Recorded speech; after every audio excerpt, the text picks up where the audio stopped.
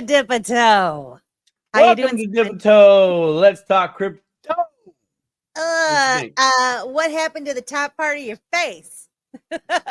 Well, I discovered something that I kind of was suspect for a little while. Yeah. And I discovered I really came full circle with it. And I tell you what, when I was on the beach, I just looked better from basically the neck down. So I'm just rocking it today. I'm sorry for everybody out there that's had to look from here up. So I feel you. I'm just playing, man. I think I looked good from the neck up. The neck up. See, look, there we go. We're 50-50. Neck up, neck down. Yeah. What's good, everybody? Crawfish, Keita, Rosemary, Ron Wood's in the house, my man. What's good? Hello, Mr. Wood. Oh man, we missed you. Rosemary's here too. Boone's in the house. Super excited for tonight's show. We've got two special guests in one show, which is fantastic. I know, me and you. Isn't that great? Well, there's us, of course. K-Buddy's here. And the new mindset. And Solar Sam and Boone. So welcome. Loving it. We got 23 people in here so far. If you guys would please share this out, we'd really appreciate it.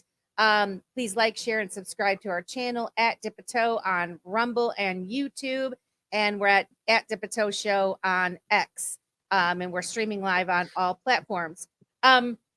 So yeah, tonight's show, in the first hour, we have special guest Alan from the Staple Crew, Alan Staple from the Staple Crew.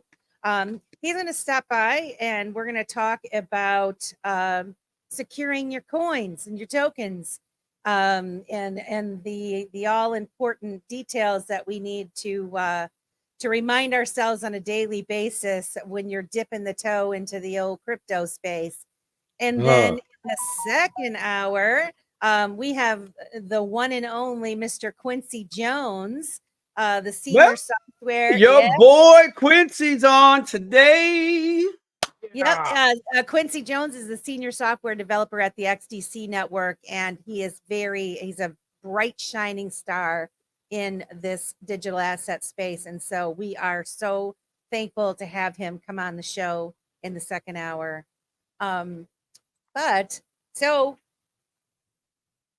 I know it's been a crazy couple of days, and we're going to get into that here. But before we get to the uncomfortable topic of securing your tokens and coins, it's time for 15 minutes of inspiration.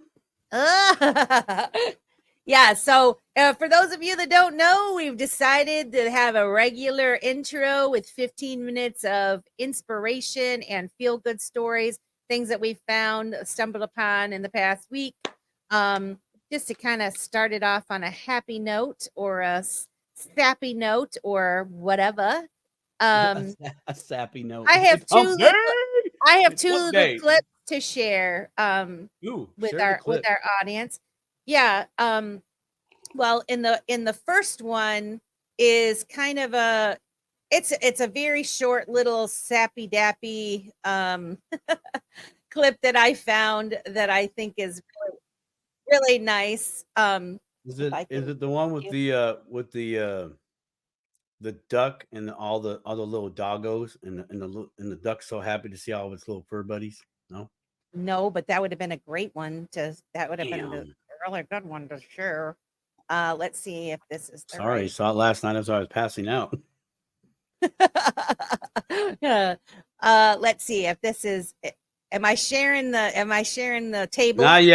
Yeah, I can see it there. I'm going to add it to the stage. There it is. I got add you. Me. All right. This is a quick little clip. Just a friendly reminder that those of us that have our grandpas and grandmas and older folks in our lives, how important our behavior and our acknowledgement of them can really be. And I saw this clip and it got me a little teary-eyed and reminded me of my own grandpa, so I wanted to share it.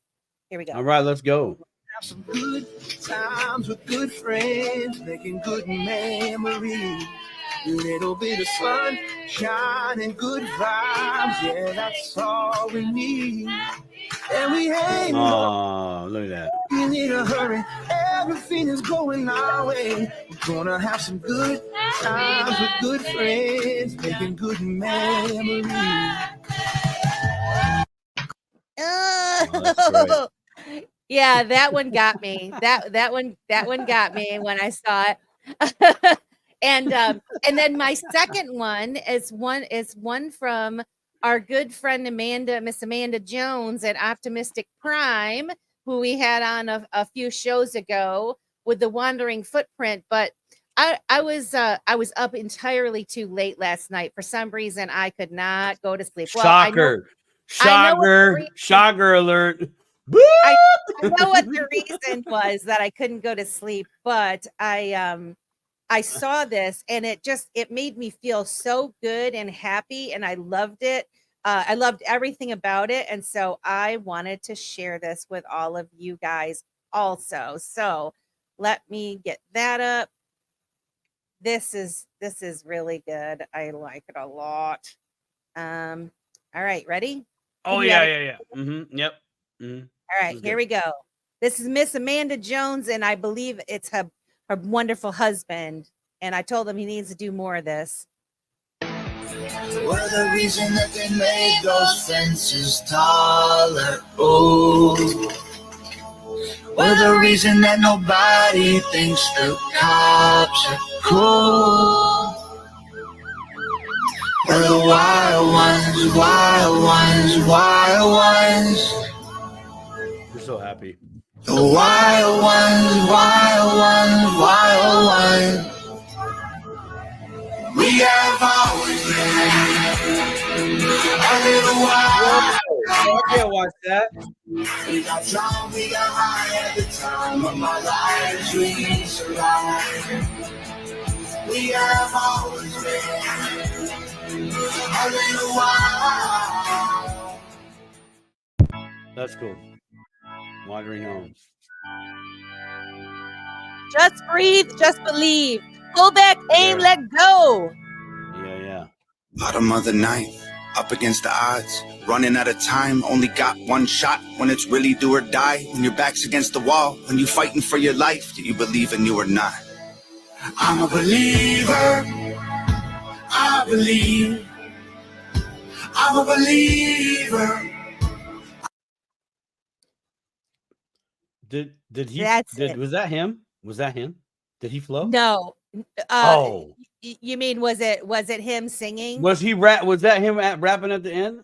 No, I don't think so. Okay. I'm like, dude, because he sounds like somebody else I know from this area.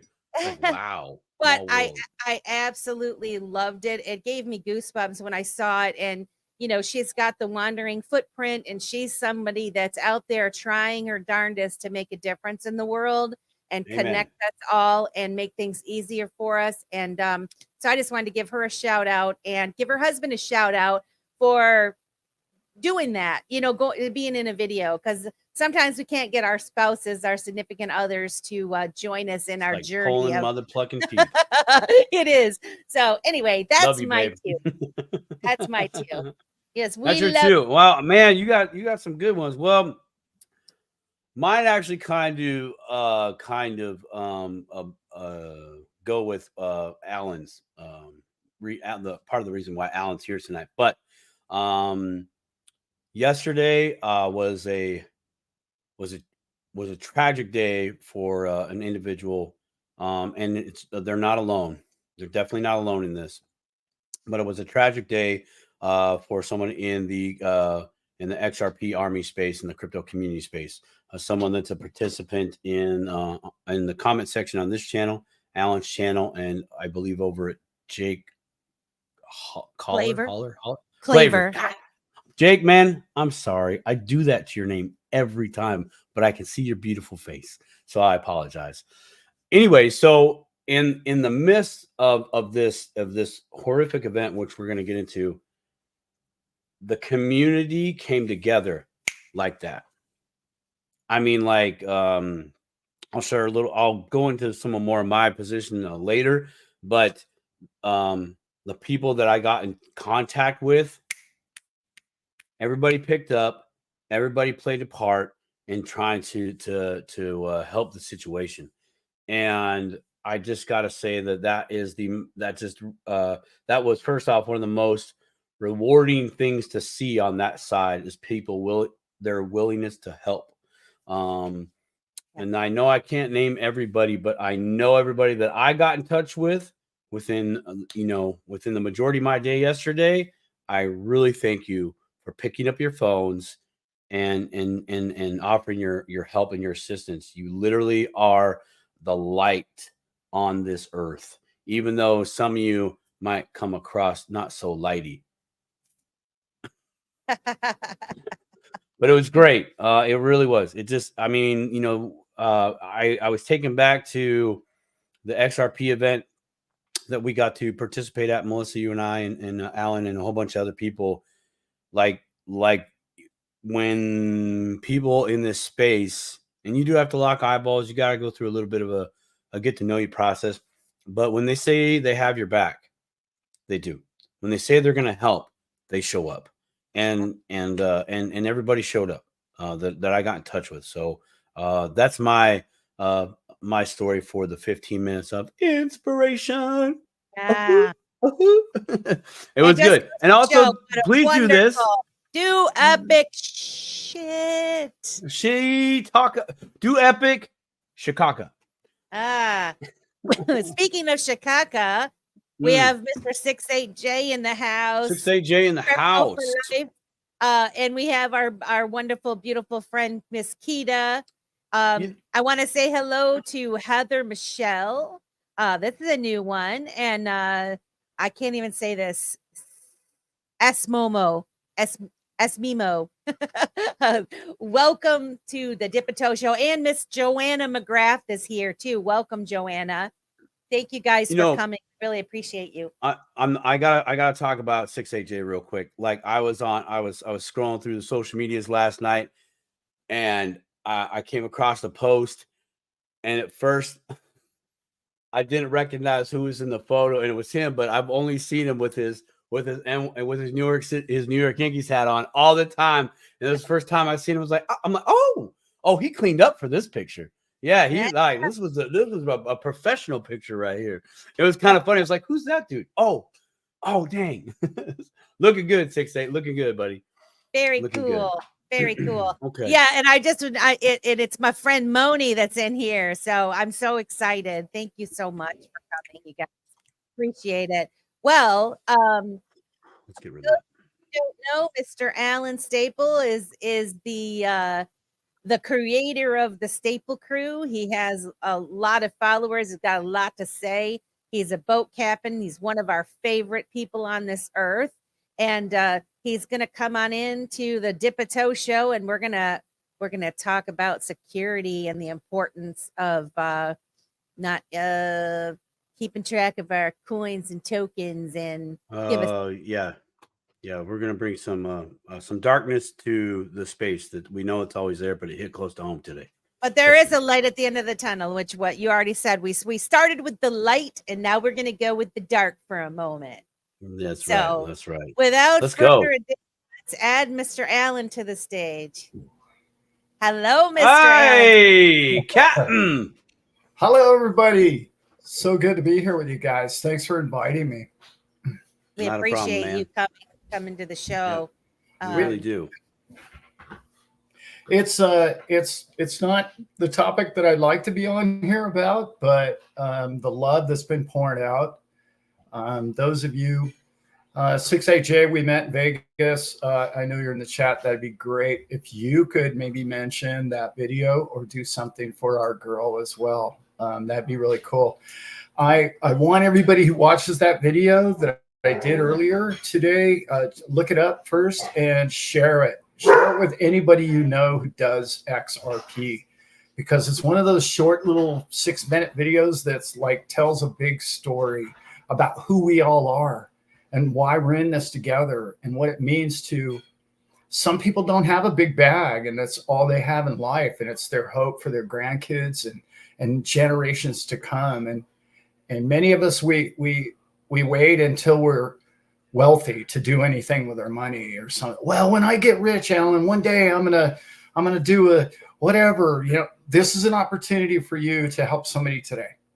And I know it's not the retail price that we all want right now, but it's really going to help somebody today. So, yeah. I mean, thanks for having me on. Thank God. Yeah. Thank God it's not the retail price we want today. Yeah. Amen. That's right. Let's get into a little bit of the unfortunate thing that happened yesterday, and what moved you to make that video in the first place. And I will say, once I get the link, I will add that link to this video, to tonight's video, so people can find it. And yes, if you guys would please share it out, that would be great. But please explain what happened yesterday with one of our friends, our wonderful, beautiful friend that is an XRP holder. Well, I just got bits and pieces. Actually, Simon knows a little bit more about it than I do. But there was, take us up till you called me. How about that? I'll go from there. Yeah. Well, yeah. There was a site earlier in the week that had my likeness on it, and we know how people are just stealing and thieving and doing what they do, and just it's terrible out there. And there was some download in that, and it really confused her, I think, to begin with. And she was just like, well, I don't understand. And then it was some ledger thing popped up on her screen, and then she thought it was associated, thought I was recommending it to some degree. And her health has been terrible. And it just, we get caught in these weak moments, or you're having an argument with your kids or a spouse or something, or the dogs, and then you just see this email or something pops up, and it's like you get triggered in the emotion of it. And you're like, well, I got to get to the bottom of fixing my wallet. And then you stumble into something that she's on crypto for years. She would have never fallen for something like that unless she had a really weak moment because of her health. And I really believe that to be true. And she's helped so many people in my chat and in your chat just understand what it is we all own and the prosperity that we're all going to. And every time I speak with Becky, it's always, well, these coins are for my kids. These coins are for my grandkids. It's not like, hey, I'm going to buy a Lambo or I'm going to do this or that. And it's so refreshing because she lives in Montana, and it's a beautiful place. And I know she doesn't have a lot, but she doesn't need a lot because she wants to give it to the next generation. And that's what we always talk about, right, on these shows, is generational wealth, which is what it's all about. So Simon can take it from the point I got a frantic phone call to where it literally took me 2 minutes to figure out who I was talking to. I was like, doesn't sound like Becky. What is going on the other end of this phone? So yeah, take it away, Simon. Okay, I'll do my best. Okay. So it was 11 a.m. West Coast time. I went out to my car to try to go fix my new ride. You know how that happens. I came back in. I saw I had 3 missed calls from Alan, and the phone was ringing, and so I picked up. And he said that Becky, and you've seen her in the chat here. She's on Twitter as Felix. Alan said that she's lost some coins. I said, okay, cool. He says, can you just call her now? And Alan's frantic. I can hear Alan. You were frantic yourself. I could tell you were out of sorts, and rightfully so. 3 missed calls within a short time period. So I got her number. Yeah, time is of the essence. So I called her, told her who I was, and at this moment, I really felt like I was a 911 operator for cryptos. She's crying. I can't make out any of the words, and so I'm just trying to really calm her down. And so that took probably 3 minutes, but it felt like 15. Just like trying to get her to calm down so I can get the information that I need to try to even have a way out, right? Catch something, anything, right? So I got her to explain to me what had happened. She says that all her coins were gone. I said, okay, where were they gone from? She said her devices. I said, okay, what devices? And so what finally came out was her 2 Ledger devices, and this was like a back and forth of getting information out, recognizing what happened, and bawling. And she kept saying, I've lost everything. I've lost everything. I didn't know it was really everything. I mean, I knew the coins were everything, but later I found out that like her financial situation, and I'm not going to get into it, but yeah, I know why she's in crypto. It reminded me of why I'm into crypto, what got me here, but I'll go into that a little later. So here's what happened. There was a X post from allegedly Alan's channel. Okay, but that wasn't an original post. It was like a repost. So Alan's channel was reposting somebody else's channel, which was the Crypto Hulk. So she navigated to that because the post had said that Ledger been compromised. Well, she has ledgers. So she, of course, was like, went there to investigate what's going on. And I posted on my Twitter channel, and I tagged at Ledger in the post, and there's multiple posts because I couldn't put all the pictures on at one time. So I posted the whole online conversation, mainly trying to get what other, I already forgot their damn name, Ledger's attention of like, this is why you guys need a 1-800 number for stuff like this. Like, where's the human? Okay. Right. So anyway, so in that conversation, I can see where like what they wanted her to do was to reset her. She basically asked, the first thing right out the gate was, I heard that the ledger's been compromised. What's going on and what can I do? And then it was like a true customer service response. When you read the text, they were offering help in regards to we need to reset your devices.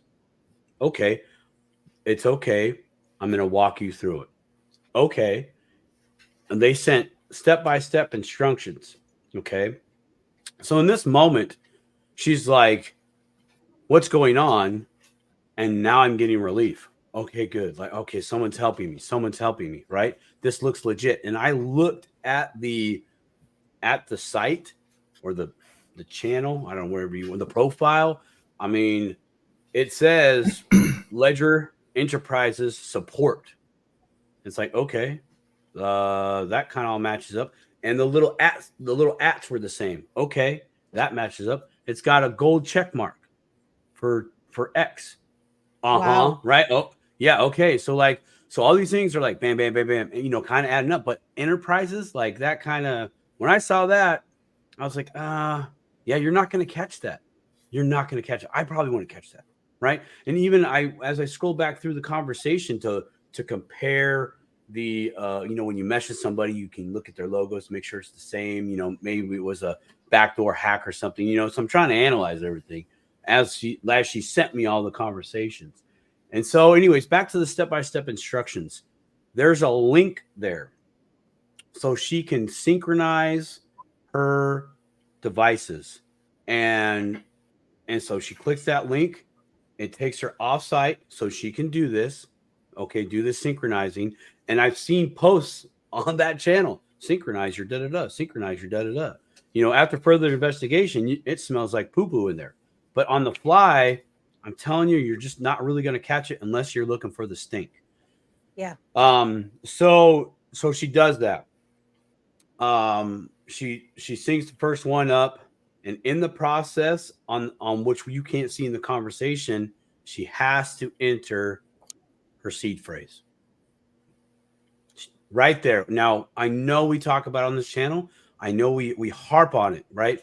But like that right there is the ultimate red flag out in the space. Okay. You know, when you get that, it is time to phone a friend. It is time to just to walk away, put the phone down, dial crypto 911 and get some assistance. But again, she's just trying to, I'm compromised. It's, you know, we've all been here where FOMO, you know, builds up in your head and you're getting yourself excited, but you can't even stop this train that you've kind of created, got triggered to create, but still you're not doing your part to try to take a step back because you're just trying to fix the problem. Right. So there's multiple times where she's giving up the, you know, where it's like the words aren't working because they're in all caps. She changes them all to lower caps. And so there's this correspondence back and forth. Have you done it yet? It looks like there was an error. Could you try this? Like, again, there's this customer service feel. The second part in the conversation that is a red flag to me is when the alleged customer service support individual asks, do you have any other devices? That was another flag.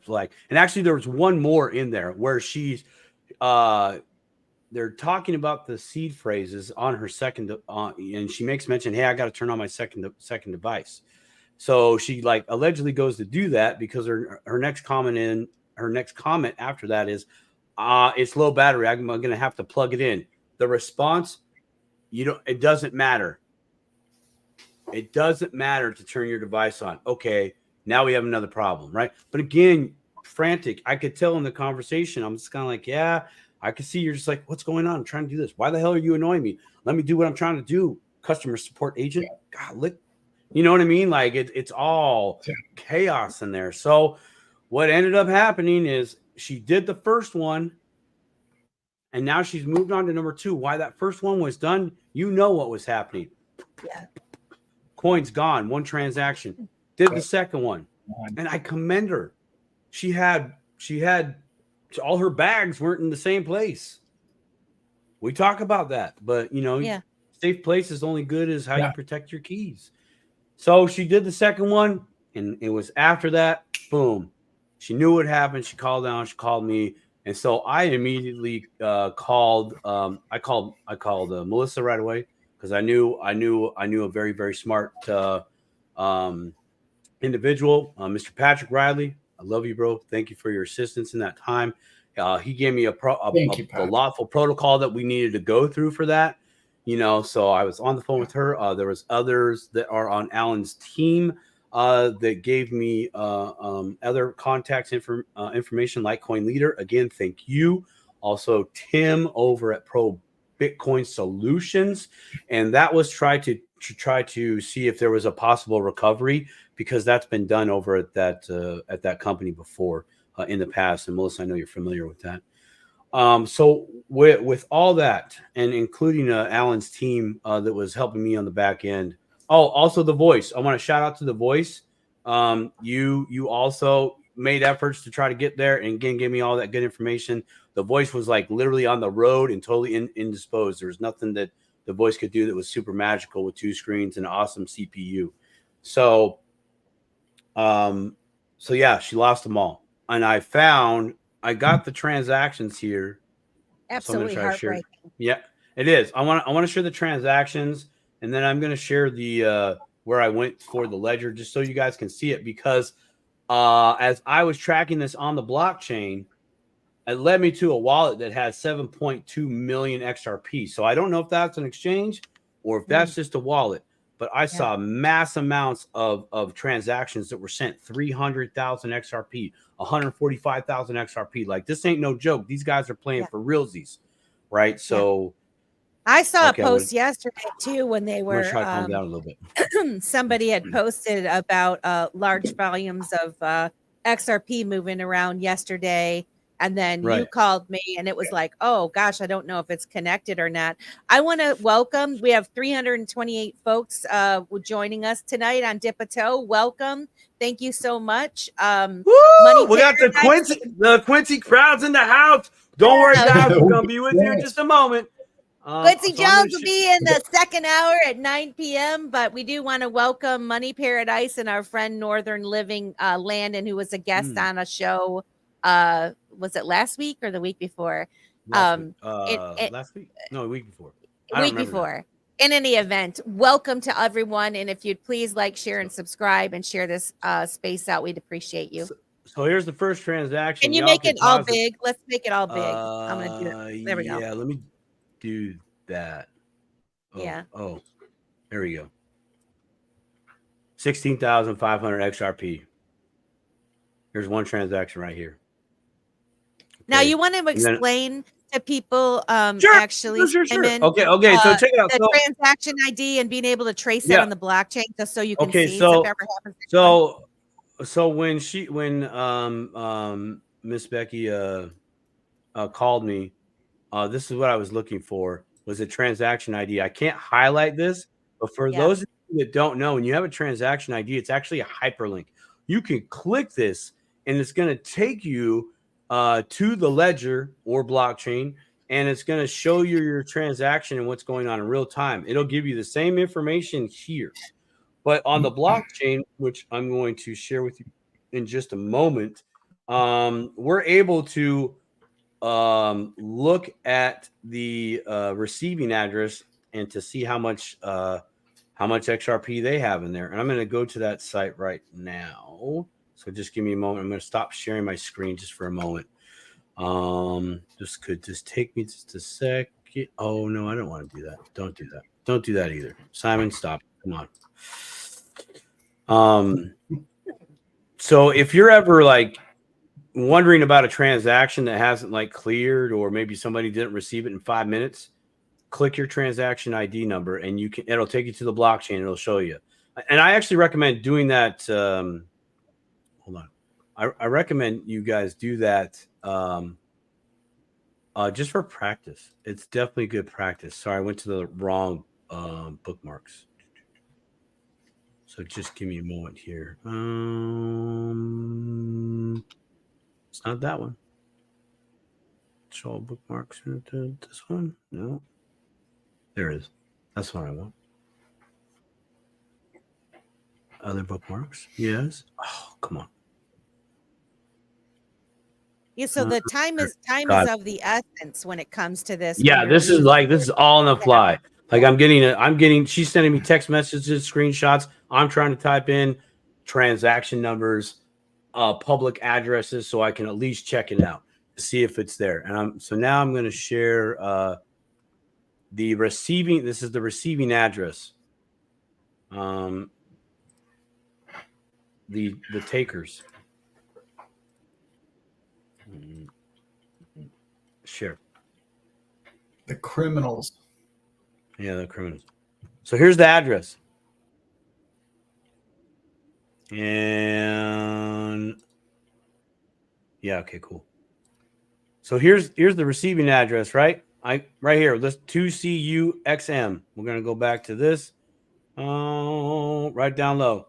2CUXM receiving address. There was 2 transactions and there were 2 different devices. I'll pull up the second one in a minute. 16,548. Let's go to this wallet and see what they've done. Right here. 16,000. I can't highlight. Come on, man. 16,548. That was one transaction. The one that came after was her second wallet. So look at how many other ones are in there. Yeah. Look how many other ones there. Now I'm going to scroll down because I just want to show you guys that 145,924 XRP. Someone's having a real crappy day right there. Someone's having even a double more crappy day. 300,027. Damn. Getting wrecked. I quote Eminem. Y'all gonna bring me back to the old me. Real talk. Yeah. Like I've made promises with my wife and I'm like, this keeps happening. I'm gonna turn over a different leaf. It'll be all brand new, but it'll be very, very familiar. What I'm saying there is this has to stop. But what I love about this space is this the only space that comes together, even with sharing information, protection, love, support, and that's part of the reason why Alan did the video that he did, because as I was speaking to, well, I was on the phone with Becky for about 4.5 hours yesterday, trying to find a path, hitting walls left and right, and so I got to know her story. I'm not going to talk about her medical, but I know she's not doing good. I know she's on a breathing hose. I know she had to sell her business at a loss just to maintain. She has, most of us know about credit card and medical debts. She's got it, but the income that's coming in, it's less than 1,500. It's more than 1,000. That's per month. That's what she gets. Yeah. And it took her 4 years to get all that XRP by the grace of God. And so, you know, this is the importance of what we talk about, of having a network of people that you trust, and why we talk about going to events and meeting people in person and building your own personal family, your own personal network of folks that you can trust in the event that something like this happens to you. Before you make that decision, you can call someone. Absolutely. Like everybody in here. I mean, I've met 50% of the people in here because I went to events. I've already got the relationship with there in the chat. So if you're in the chat right now, dude, just be a regular, say hello. You know, it's just like that awesome bar movie, Cheers. You want to go where everyone knows your name. Anyways, then go to Vegas and shake their hand and give them hugs and loves. You know, that's how you foster that. And I know, like, in a moment, I could call Miss Keita, and I know Miss Keita is going to give me a gem somewhere. And she knows this. She could call me, Simon, I need help. I'm like, what you got? What do you need? I'm here. What do you need? Like Solar Sam, Ron Woods, you know, I know Rosemary has some faith in me because I have faith in Rosemary. It's just, amen. You know, that's the network that we're talking about. And it takes time. It does take time to build that. But I mean, if she didn't have her network, Alan's number, she would not be doing as well, you know, where she's at today. She would not be where she's at today. That by a long shot. Yeah. The sad part of the equation is that she didn't call me when she had the question of, you know, seed phrase. That's when she should have called me and said, hey, you know, they're asking for my seed phrase. I would have just said, back out. You're out. You don't have to be the first person to fix your Ledger Nano. Okay. Slow down. Facts. If there's something wrong with Ledger, you don't have to fix it the first hour. You don't have, you know, slow down, back out, think about it, call somebody you know and ask them. I don't know. They asked me for my seed phrase. I know I'm smarter than that. What do you think? Like, hang up, deal with it, you know, get out of it, whatever you have to do to back out of that situation. But again, we get caught up in it, and you know, it's not easy. That's what Dipito is all about, right, guys? Is a lot of people that get started and learning, and like, what are we going to do? We're going to share the bad with the good, and we're going to figure out how to do this and hopefully become more and more efficient. What I'm really worried about too is like all the new people that are coming, and it's crazy. Like they're not going to know anything. And it's and I don't want to get into government. That's why we're here. That's why you're here. That's why the 416 people that are watching this show are here. We together, there are more good people than there are bad. And you know, I kind of see it as our job to help lift each other up and you know, check each 100%. Other check yourself before you wreck yourself. You better check yourself before you wreck yourself. Give your number to one person that you trust at least, because you know, in this community we're a network. So you might not directly have Alan's number, but you might have my number, you might have Simon's number, or you might be able to message us, and boom, we're going to work to try to figure out how we can help. And the biggest thing of this show is to try to help those that are dipping a toe into this space. And you know, the biggest rule of all is don't ever, never share your private keys with anyone. Private keys, seed phrases, private keys, seed phrases, private keys, seed phrases. I don't care if Jesus himself comes down and says, let me look at that. You're like, you better go talk to dad. Right. You know? Yeah. Welcome, you ain't King getting Dover. it from me. Yeah.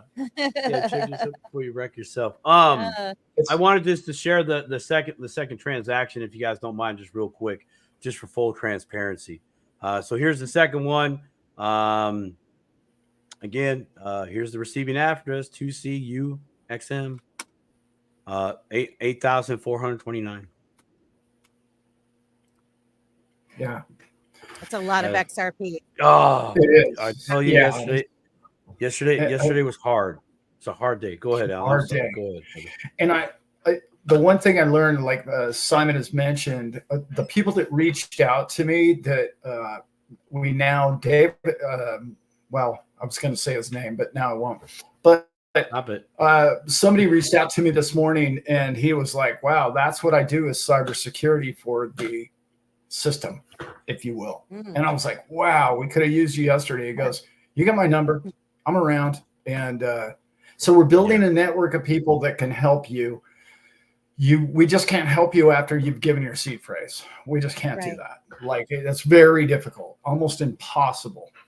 I mean, with VPNs, it bounces around to 5 nations, and you never find it. It's fast. Yeah, it was fast. Yeah. I mean, honestly, as I was tracking this in real time, I saw the coins there in that wallet that in that wallet that I shared with you, or that address, like they were sitting there for a solid hour and a half, dude. I was like, oh, thank God, we might be able to do something. We got some. Come on, where's the fast fingers? I need fast fingers. It was there. And then actually by about I think it was 1:30-ish West Coast, they were gone. You know, they went somewhere else. Can I ask and a that's question? where it led.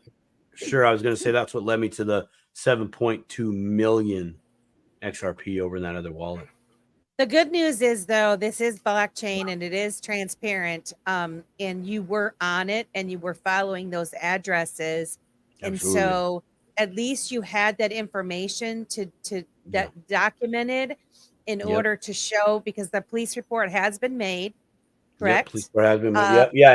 Next step to or some other tips from Patrick on the legal things that you need to go through in order to report this. So hopefully, you know, in the future it'll be found. But that's the important part of it is, you know, when this is happening, you were savvy enough to understand to go right to the blockchain and look at it and watch it move. You could see it move. And now where it goes from there, you know, it's much more difficult. But I wanted to say we have about 15 minutes left to talk on this subject before our special guest Quincy Jones comes in. But I wanted Alan to have the opportunity to talk a little bit about what he did. He has his video. He spoke about that at the top of the show. But talk a little bit about the success so far in helping Miss Becky with her lost coins, and if we have any closing thoughts as far as securing our tokens and coins for that. And so, Alan. Thank you. Yeah, I've been on the phone off and on with her today, texting mostly, but as these coins pour in from the video, you know, her attitude and her spirits just get better with, you know, each couple of 100 coins that come in. And she's so grateful and thankful that she has a family, the one that we do. it's piling in. I think she's at like 25% whole again. I'm not going to stop until she has all of her coins back. That's It great, might man. just be That is completely annoy everybody until we get enough coins to make that happen. It's really, I said it in the video and it bears repeat. If you have an illness or you're down on yourself and you're not feeling well, the last thing you need is bad news, right? So if she can get great news, who knows? This could just not just be a windfall. It's not going to be a windfall for her because the price is what it is yet. But what I mean is it could be an emotional uplifting of her recognizing that people care about her. People would miss her. You know, if she's not with us anymore, all of that adds to the positivity and that energy that she could be focusing towards being happy and healing and being healthy. And who knows, this could really snowball into a really great thing for her. And that's really what I'm hoping for her, because she's had such tough luck, as a lot of people do. And the other thing I brought up that's so big is all of us in the XRP, all of us in crypto, no matter what you own, we all have these family members, right, that are like, well, see, I told you so. Is that really what you need to hear after you just lost 25,000 coins? It's really not. It's like, you're like, oh, I told you the whole thing was a scam. And that's what you're going to hear. And it's just like, you just want to wring their neck, right? Like, you don't understand. The scam is the thief, not the coin, right? Not even Ledger, right? The thieves out there will find new and unique ways to steal from everybody. What annoyed me the most was that they used my likeness. And thankfully, we went right after him. As soon as I found out about it, I heard it from Farmer John. I think you know who Farmer John is. And he said, hey, this isn't Alan's channel. What's going on here? So Simon sent me that. Again, we're all family. We have this group. As soon as I had that material, I was like, okay, I'm going to get my people on it and let's crush that thing. And we were in the middle of getting that taken off X and the rest when she, unfortunately, timing wise, saw that. And it led to, you know what's interesting, Alan, and Simon, you guys mentioned that the account that was scamming her has that gold coin, which means they're a paid account. Okay. And so here's the deal.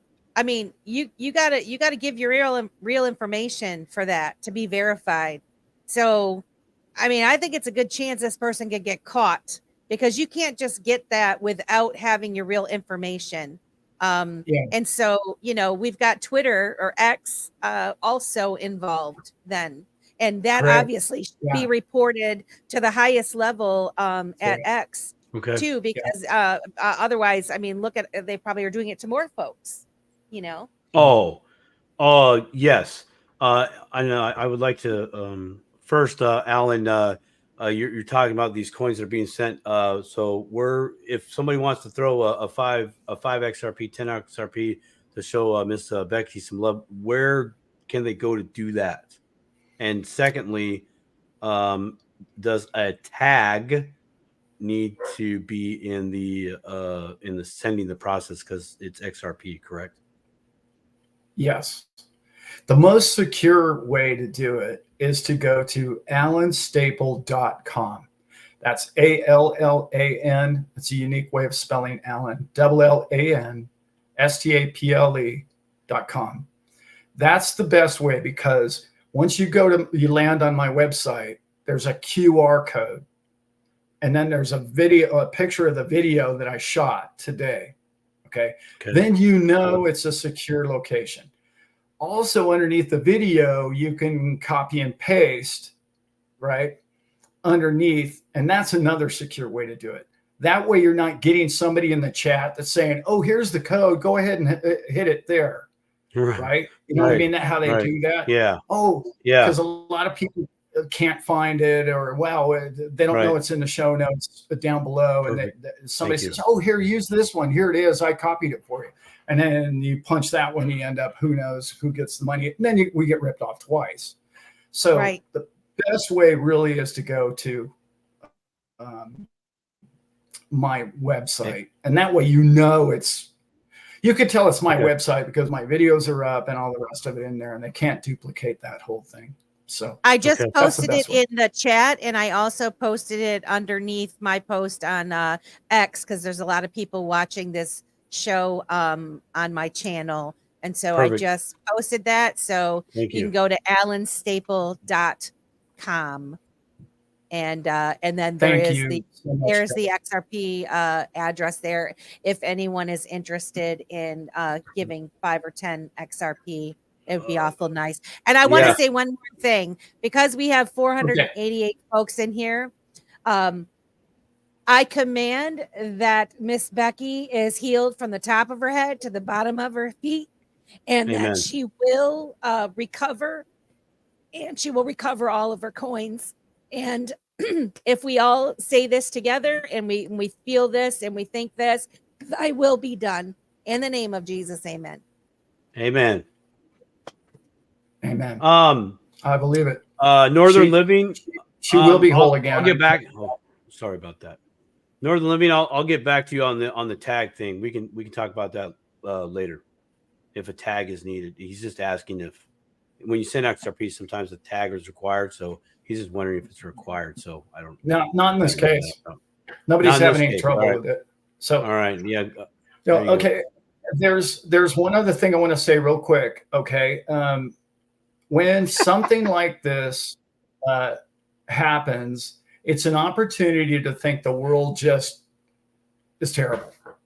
Or it's an opportunity for all of us to come together and say, you know what? We're bigger than that. We're bigger than the problem. That problem, I mean, thank God it wasn't 250,000 coins, but the problem has to be fixed.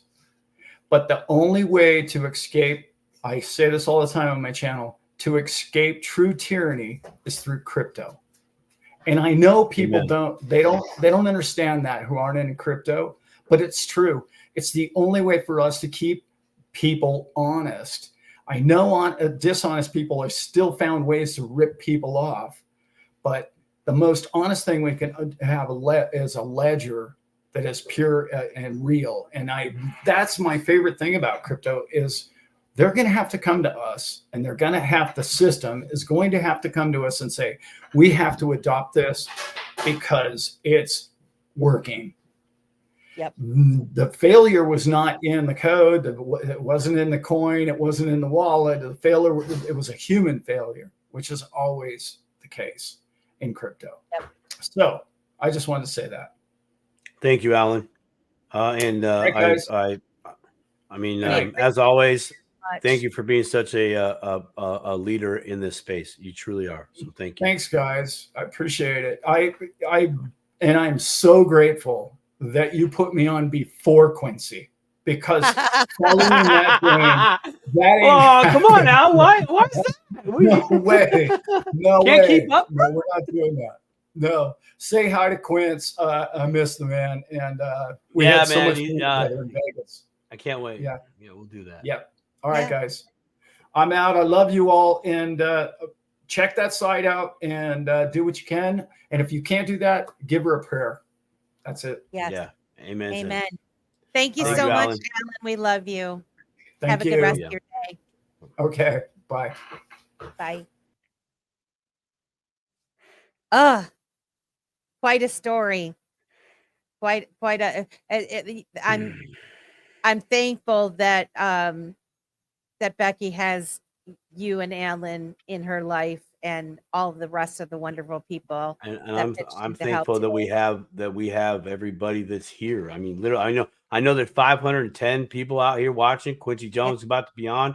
I'm loving it, but that just shows the support and the people that want to, hear Quincy. They're stopped by this channel and they're showing us some love and giving us some of their time. And you can't get that anywhere.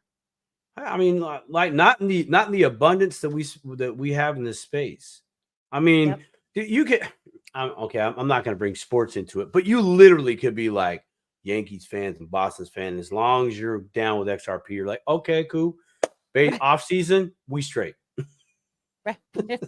Baseball season. Nah, man, I'm gonna break your windshield, but I'll give you some XRP just because I love it. Yeah. I'm so excited. Welcome, Immortal Cerrito. Is that how you say that? I hope I'm terrible at pronouncing sometimes. And they say that's why education is indispensable to changing the world. Amen. 100%. Facts. Yeah. I mean, the thing is that we need to all recognize our power.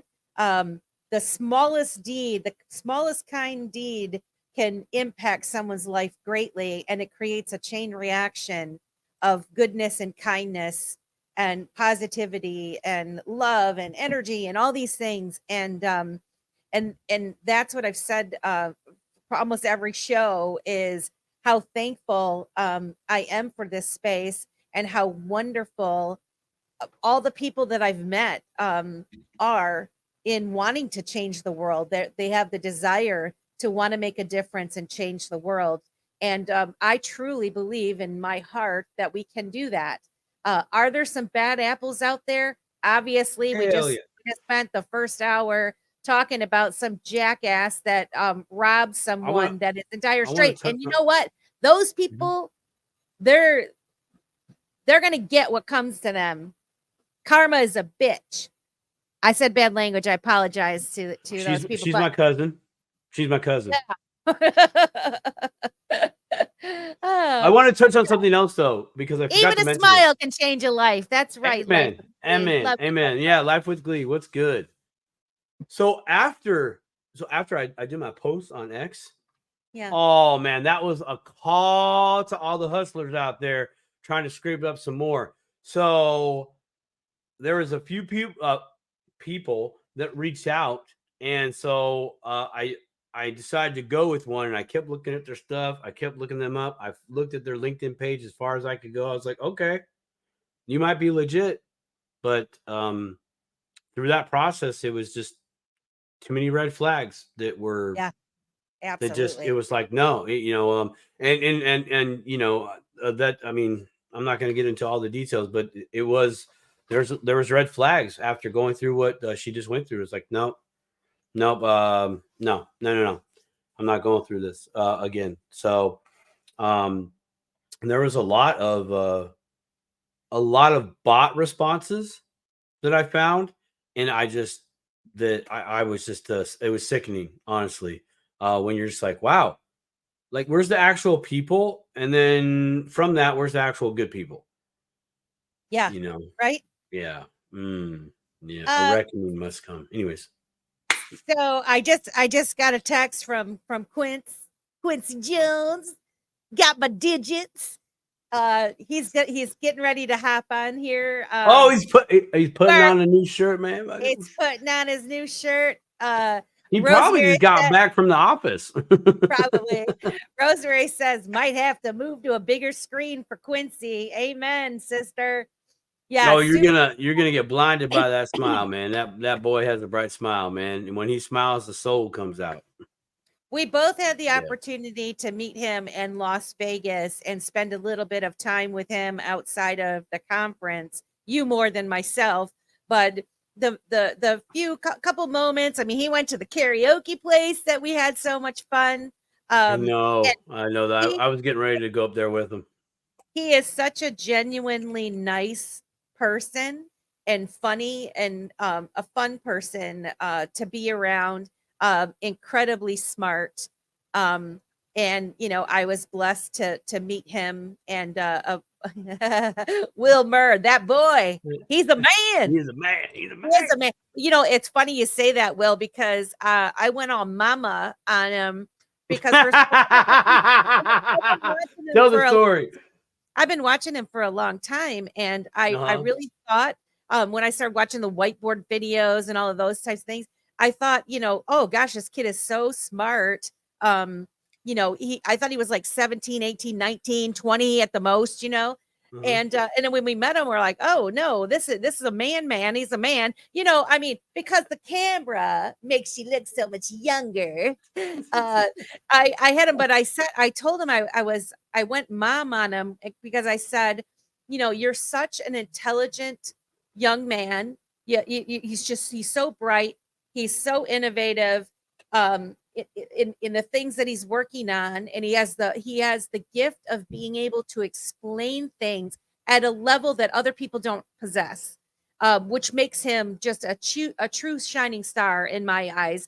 And I said, please make sure that you keep yourself grounded, keep your people around you, because there's a lot of vultures in this world, and particularly in this space. I'm sure the companies and the big dollar people, they want to lap him up. You know what I mean? And so I would think that the XDC network is blessed, more than blessed, to have Mr. Quincy Jones part of their team.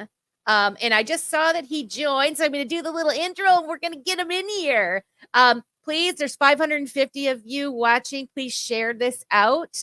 Like our channel and subscribe and help us grow. We really would appreciate that.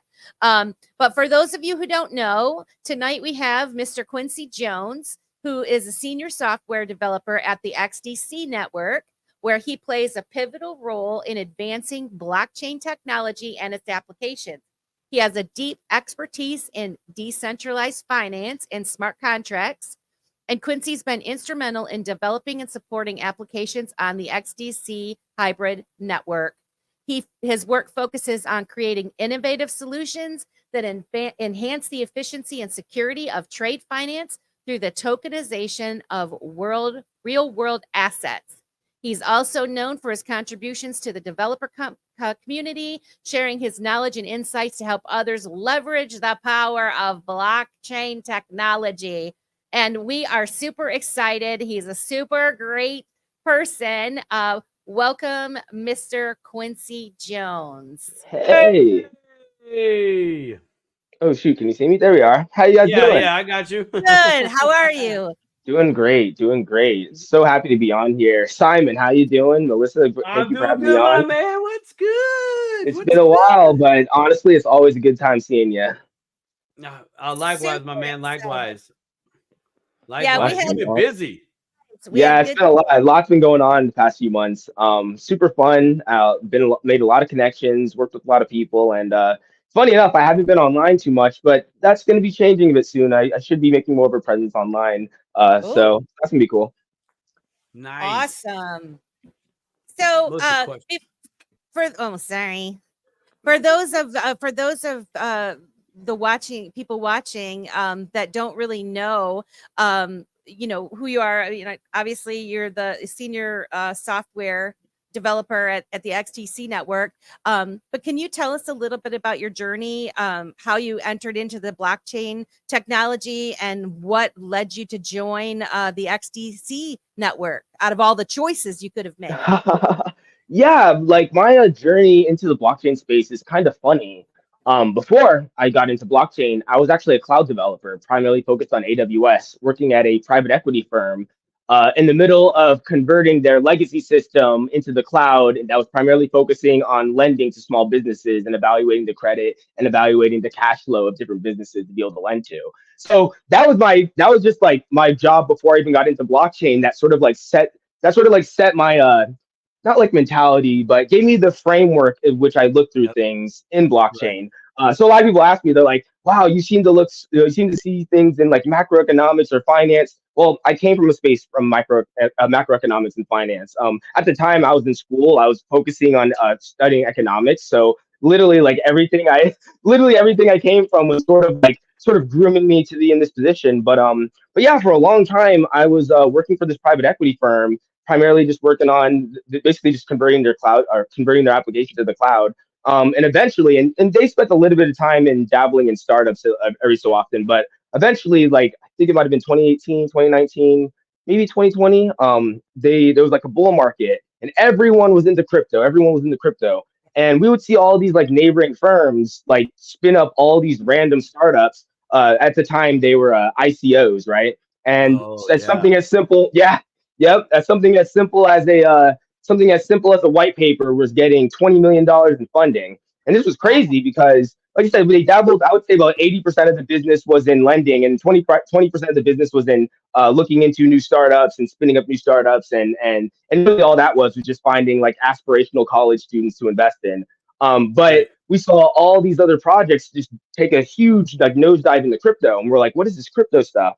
So eventually we started dabbling in Ethereum, dabbling in Bitcoin, see what can be done. Really, at first, it was just trying to get an understanding. And then there was this idea of like, how can you use the technology to be able to essentially do what we're doing at the time? You know, how can we essentially use blockchain technology for lending? Is there a way we can use blockchain technology for lending? Is there something here? Because people were saying all this lofty stuff about finance and the future of technology.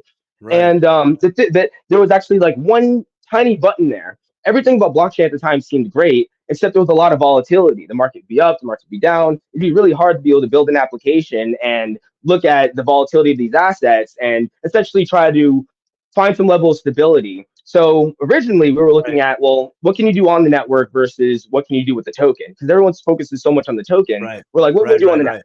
So we started looking at different networks, you know, from Bitcoin to Ethereum. We ended up going to XRP. We ended up making our way down the top 10 list.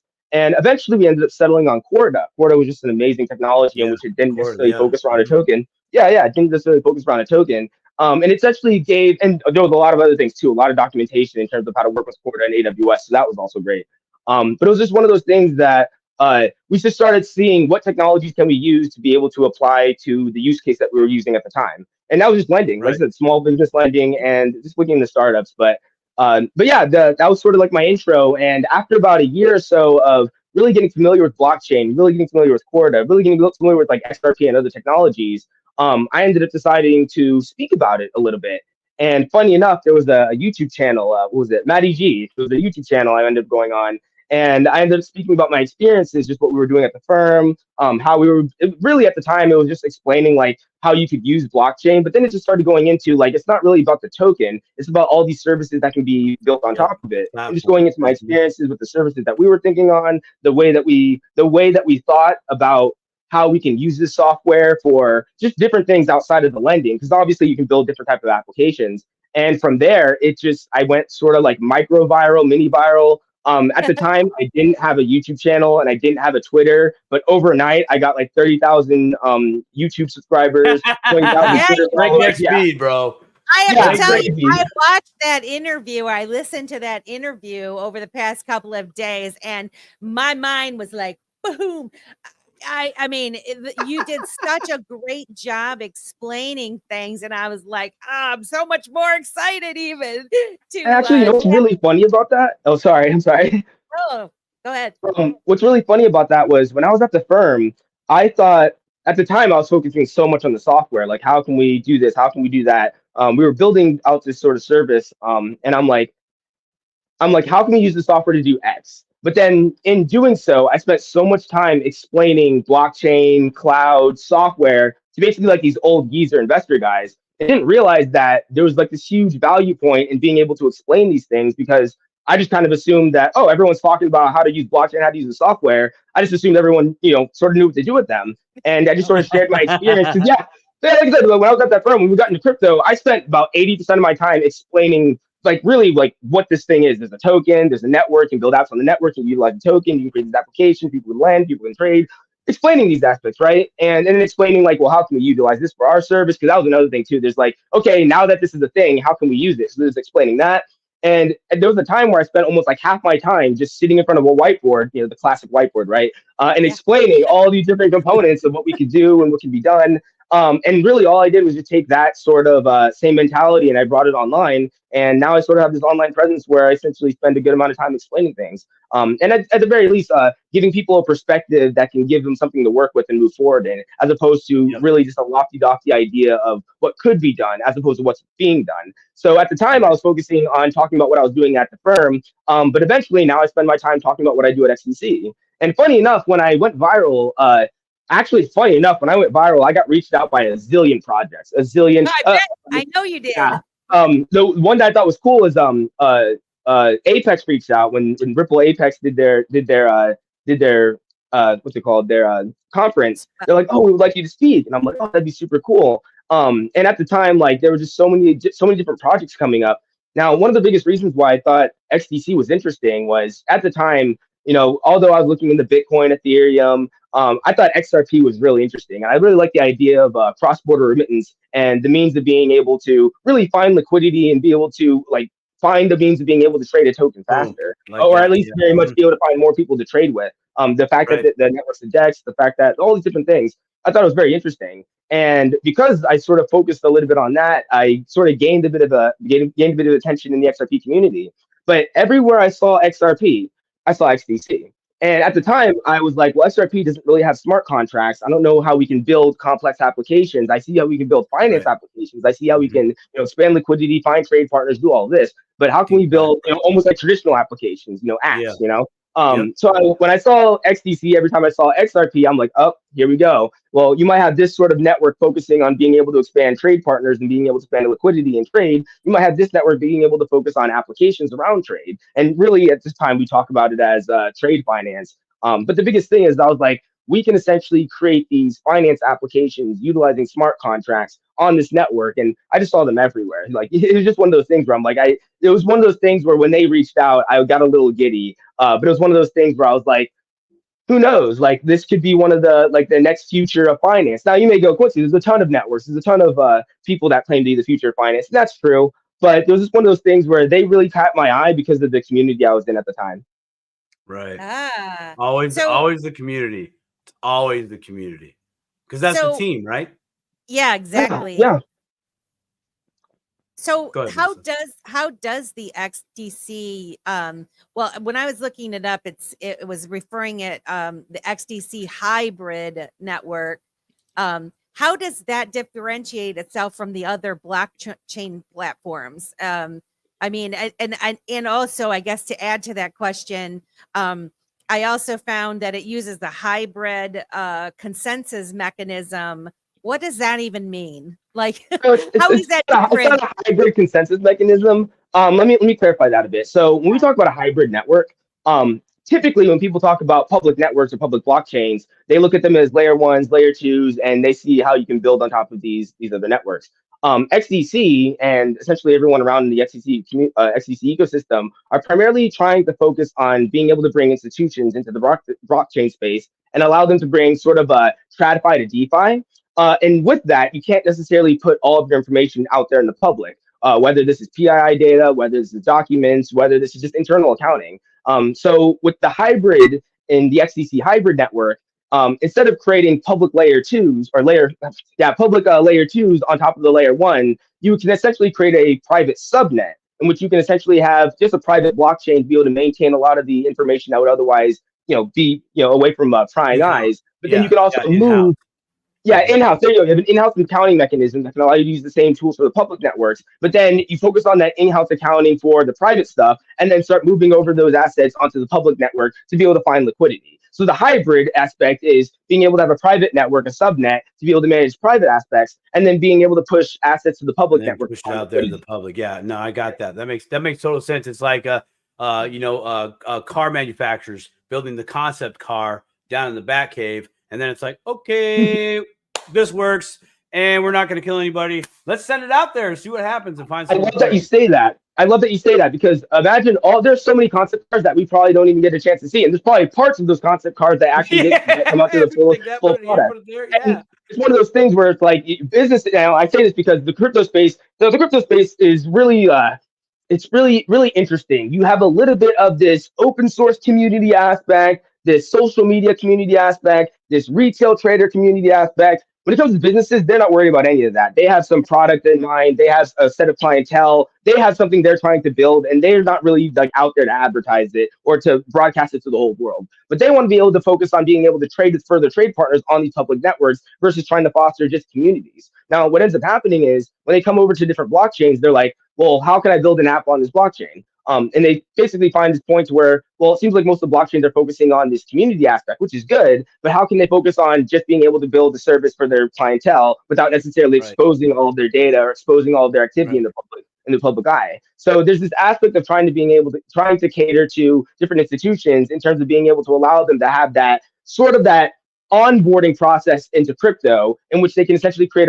or provision a private environment to be able to test all these things out, to be able to run all these applications that they want to run in-house. Yeah. And then once they Yeah. finally feel comfortable in the type of things that they built, they can start pushing those out to the public and have other people and other brokers and other partners be able to exchange with those assets, or at the very least be able to exchange with those applications that they may release. Yeah, no, that Melissa, did you catch all that? Because I did. Okay. I'm No gonna jokes listen aside. to it, my friend. You're gonna slow down to 0.75 on the replay. Okay. Oh, no, yeah. no. That's real. That is very, very fascinating because here you have right now it's been talked about. We're going from 3D to 5D, and right now we're in 4D. We're taking like a lot of the old system, right? I know you've heard that.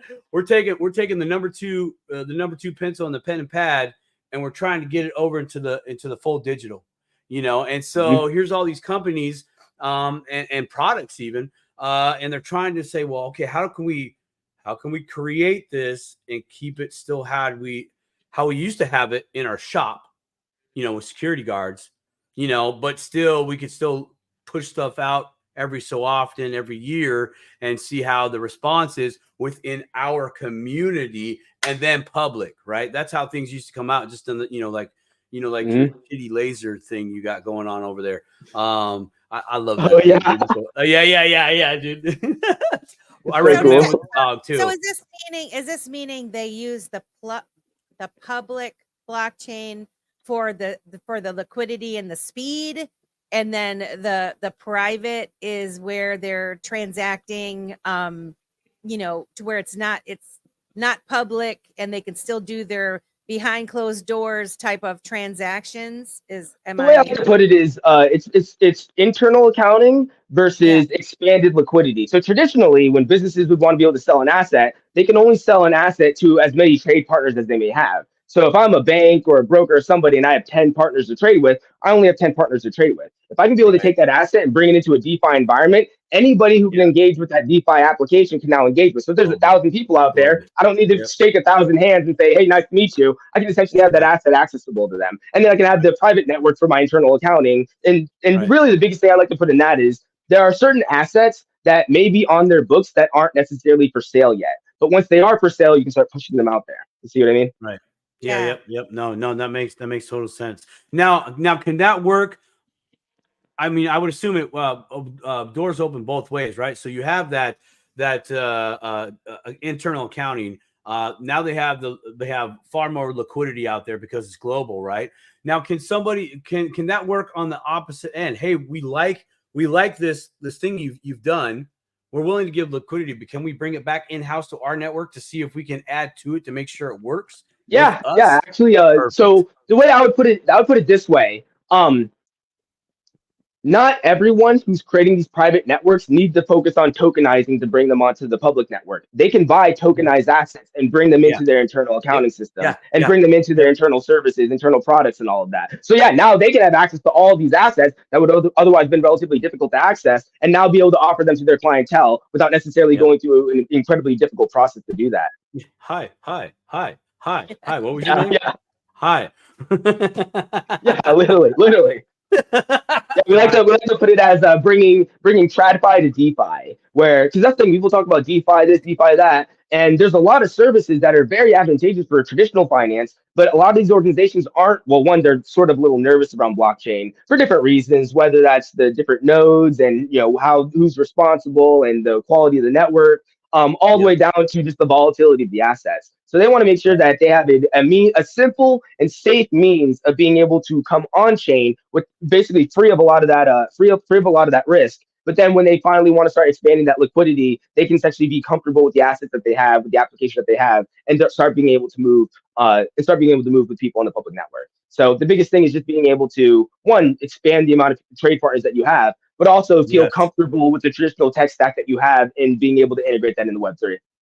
Yeah, because otherwise, I mean, so if they're able to tap into this, then they don't need all of the tech developers in-house, at every company that employs this, right? I mean, they still need their tech teams and whatnot, but I'd put it right?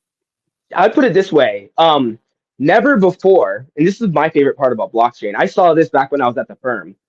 So let's say I wanted to start my own firm, right? I'm just a regular nobody. I would have to start going out and making those contacts. Maybe I talk with some of the senior, some of the senior guys at the current firm I'm at. Maybe I speak to neighboring firms. I need to make a lot of contacts, just for me to be able to create a finance product and be able to offer it to people. Never before could I create a finance product, offer it into the public domain, and anybody can now engage with it versus me having to make all these relationships. Now, you may say, well, what about the regulations? What about that? Even in that regard, I can create an application that's accessible. So instead of me having to go through there was a whole bunch of stuff we had to do internally when we're engaging with different, I guess not even different partners, but just different people that we worked with. It was incredibly slow, and you still had to know who they are. I could build an application that's incredibly useful, broadcast that I have the application, and 20, 30, 100, 1,000 different firms can say, hey, I like that app. Let's start trading with it. Instead of me having to go out and make these connections. So there's this aspect where a single individual or a single set of individuals can have access to more people than they ever could before without necessarily having to go and literally have like guys on the ground, like whether it's like a sales team or whether it's like a whatever, people actually trying to interact with people to tell them that these things are here. They can literally interact with it on the public chain. It's a public network. It's a simple means of being able to exchange. If the asset is out there, you're able to access it versus, like I said, versus a relationship that we may have. So now, instead of having to focus on trying to expand their trade partners, they can essentially put these public applications out, maybe advertise a little bit. Now anybody can engage with them, so they don't necessarily need to focus on that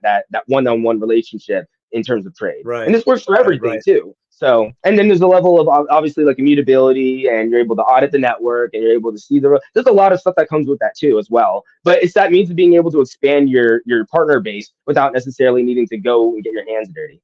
Yeah, the old school chain is broken of how things were done, right? We leapfrogged, and now we're working backwards essentially. Like, you got your asset out there, and you're exposed to other traders, right, or users, right? And they're like, dude, we like this. Now I want to come shake your hand because it's something really cool, right? Right. So you've essentially leapfrogged and said, no, we're going to take it this way, we're going to spin it, and we're going to go through this way, and then we'll shake hands at the end because wow. This is fire for us, right?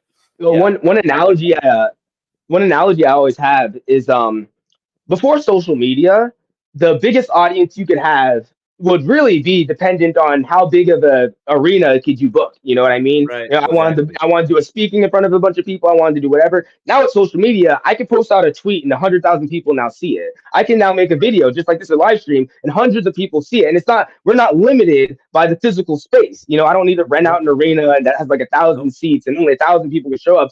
Any number of people can now show up. It's sort of like that with trade. It's sort of like that with finance now. You're not limited by the scope of your environment. You can now have access to anyone globally. Yeah, you're only limited by your bandwidth. Yeah, yeah. Totally, man. Oh my goodness. So you've been busy. You haven't been online. Where you been, bro? Give me the stories. Because last time I saw you, we were having a good time in Vegas. I'm not going to talk about that about here because that was such a good time. What happens in Vegas stays in Vegas, baby. I saw you made it home. So what happened? You went to your next stop was Consensus, right? Vegas. It might have been. There was quite a things coming up. Consensus was good. Consensus was really good. But I wouldn't necessarily say that was sort of like the main thing I was sort of focusing on. So sort of for the past few months, the biggest thing now has been, one, how do we get more institutions to feel comfortable about blockchain? For a while, we've been trying to focus on expanding our developer community, trying to expand our social presence, trying to get people to understand what XDC is. But then we're also trying to figure out, well, how can we get more people building on XDC, and how can we start taking those real world assets, or how I like to say, tokenized trade instruments? How can we start taking these organizations and being able to provide them value with our network and have them have a simple means of being able to convert? I speak with so many different people, whether they're developers, whether they're businessmen, whether they're whatever. And the biggest problem, at the very least for traditional businesses, is there's no streamlined way to be able to take whatever assets they have in their database, in their traditional systems, and bring them on over into the blockchain system. So one of the biggest things we've been primarily focusing on is, one, sort of like scoping out their needs. One thing you sort of need to understand is, what is their experience before they even get into blockchain? Because we can talk to them all day of all the benefits of blockchain, but if their experience doesn't necessarily perfectly line up, we essentially need to be able to find what fits their use case. So once we essentially got a chance to starting to see what fits their use case, the biggest thing is how can we essentially build better tools to allow it, make it easier for them to come on chain. And when they are on chain, how do you make it easier for them to trade or engage with other people on chain? We see this a lot where everyone wants to launch a new project, but we're not seeing projects interact with each other. We're not seeing assets move from different DeFi applications into other DeFi applications. And we want to be able to, because that, yeah, exactly. It expands the availability for everyone, it expands the liquidity for everybody, it expands everybody's business, but everyone's siloed right now. So the biggest thing has been primarily trying to collaborate directly with different organizations, whether it's as small as different startups, all the way up to big organizations, and finding out what their pain points are, and then being able to satisfy those pain points in terms of being able to onboard them on chain. And this could range from, because I don't want to get too into it, this could range from working with them directly and then having our development team work with their development team in terms of being able to build different things out, all the way to sort of like being an advisor or being a consultant and having them work with other partners on chain so they can essentially utilize each other's services. What do you have some real world applications, examples of XDC network interoperability with other blockchains right now? So the biggest thing that really allows for interoperability are the bridges, and we have a huge scope of different bridges, whether that's the Impel bridge or the OneChain bridge. There's even a bridge called the Swift bridge. No relation to Swift, but it's called the Swift bridge. But the biggest thing is, but no, the biggest thing is being able to enable bridges, and then being able to enable liquidity to cross the bridges. So right now, one of the biggest things we're focusing on is being able to bridge liquidity of USDC and USDT from other networks, and being able to bring that liquidity onto XDC. It's been a big prerogative for a while now. So for a couple of years, we've had bridges, but now we're really trying to push volume through those bridges in the form of stable coins, so we have more liquidity on chain. And that's kind of the big focus right now, is being able to utilize stable coins for those bridges. Yeah, exactly. Yeah, you need that. Because that's what makes you versatile globally. I've heard this multiple times, and we talked about it in Vegas, man. It has to be easy. It has to be easy. It has to be easy for them. Otherwise, it's not going to work. It has to be easy. The points that you brought up. What are your pain points? What are your scopes? What are your needs? How can I make that tool easier for you to come over here to play ball and you be a success on this network? Yeah. And we've seen a lot of different use cases, from tokenizing invoices to automating leases with smart contracts. So we see a wide variety of different applications, and a lot of these either come on, whether it's through a subnet, whether it come on through whether they're utilizing another organization's application. Like we saw a few different organizations use Trade Trust. I believe there was one startup called Digital Transformation Group. These guys are super cool. They were utilizing Trade Trust to be able to tokenize documents, to be able to verify. The biggest thing was being able to verify documents between shipping companies whenever they were going to ship to each other. And they were going to use the blockchain to do so. And it's just cool to be able to see the different use cases being able to sort of come arise. Because what we see, because a lot of people go, what are use cases? What are use cases? What are use cases? The use cases already exist. They haven't found a way to bring them onto blockchain. You see what I mean? And that's what I'm saying. That's what I'm saying. They were already doing this, right? But they see a better, more efficient way to do it on chain. And that's literally the difference. But the efficiency. That's what we're trying to do. We're trying to get what we do today and bring it into the efficiency of tomorw. Exactly. That becomes a new norm. Very interesting. One example with that is it's almost like it's almost like companies and emails. I'm not sure when email became popular, but let's say it was like the 80s or 90s or something. 90s. Imagine you're a company. Yeah, imagine you're a company and you just set up email and you're like, this is great. I love email. We're able to email. We're able to send all this information to all of our employees. We're able to do all this. But then let's say you need to go interact with another organization and they don't use email. Well, let's say you have to send them a letter.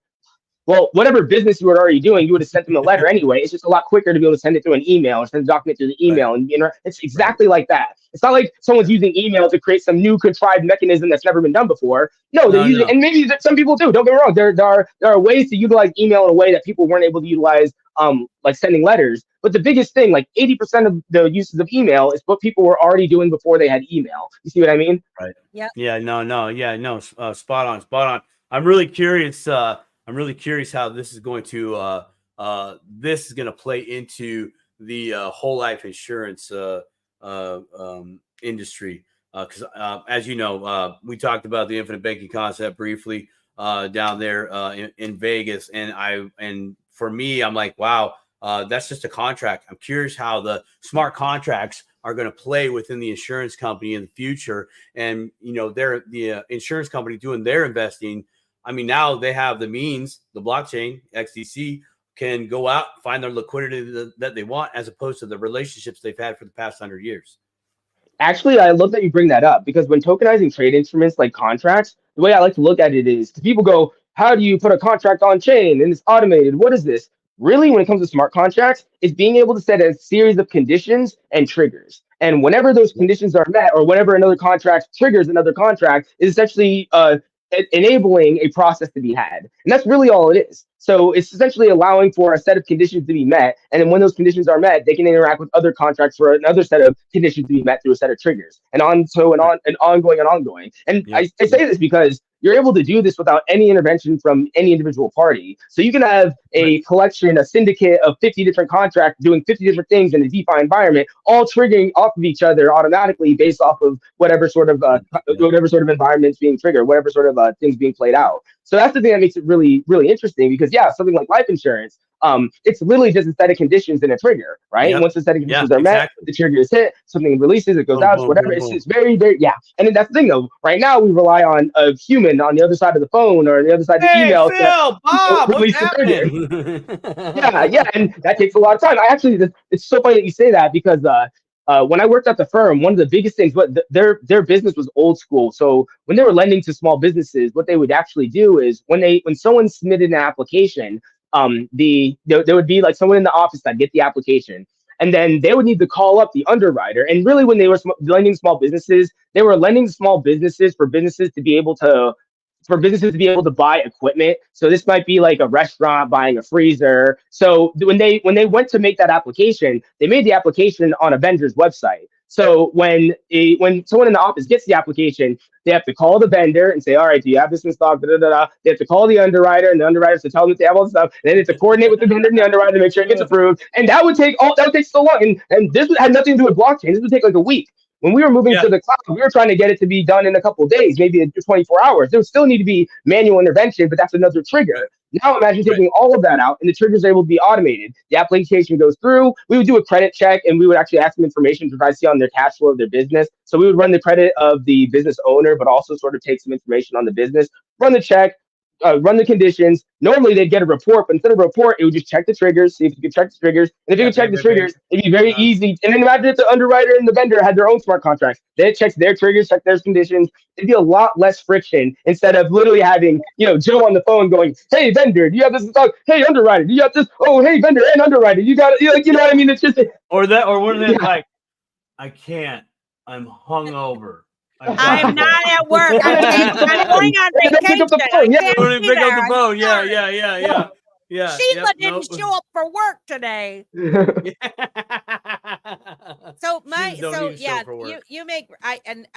do like the little simple thoughts with my Excel spreadsheet and the if then that, if this then that type mentality when you're building out a worksheet. But a smart contract to me is kind of a similar concept, because you're automating a process.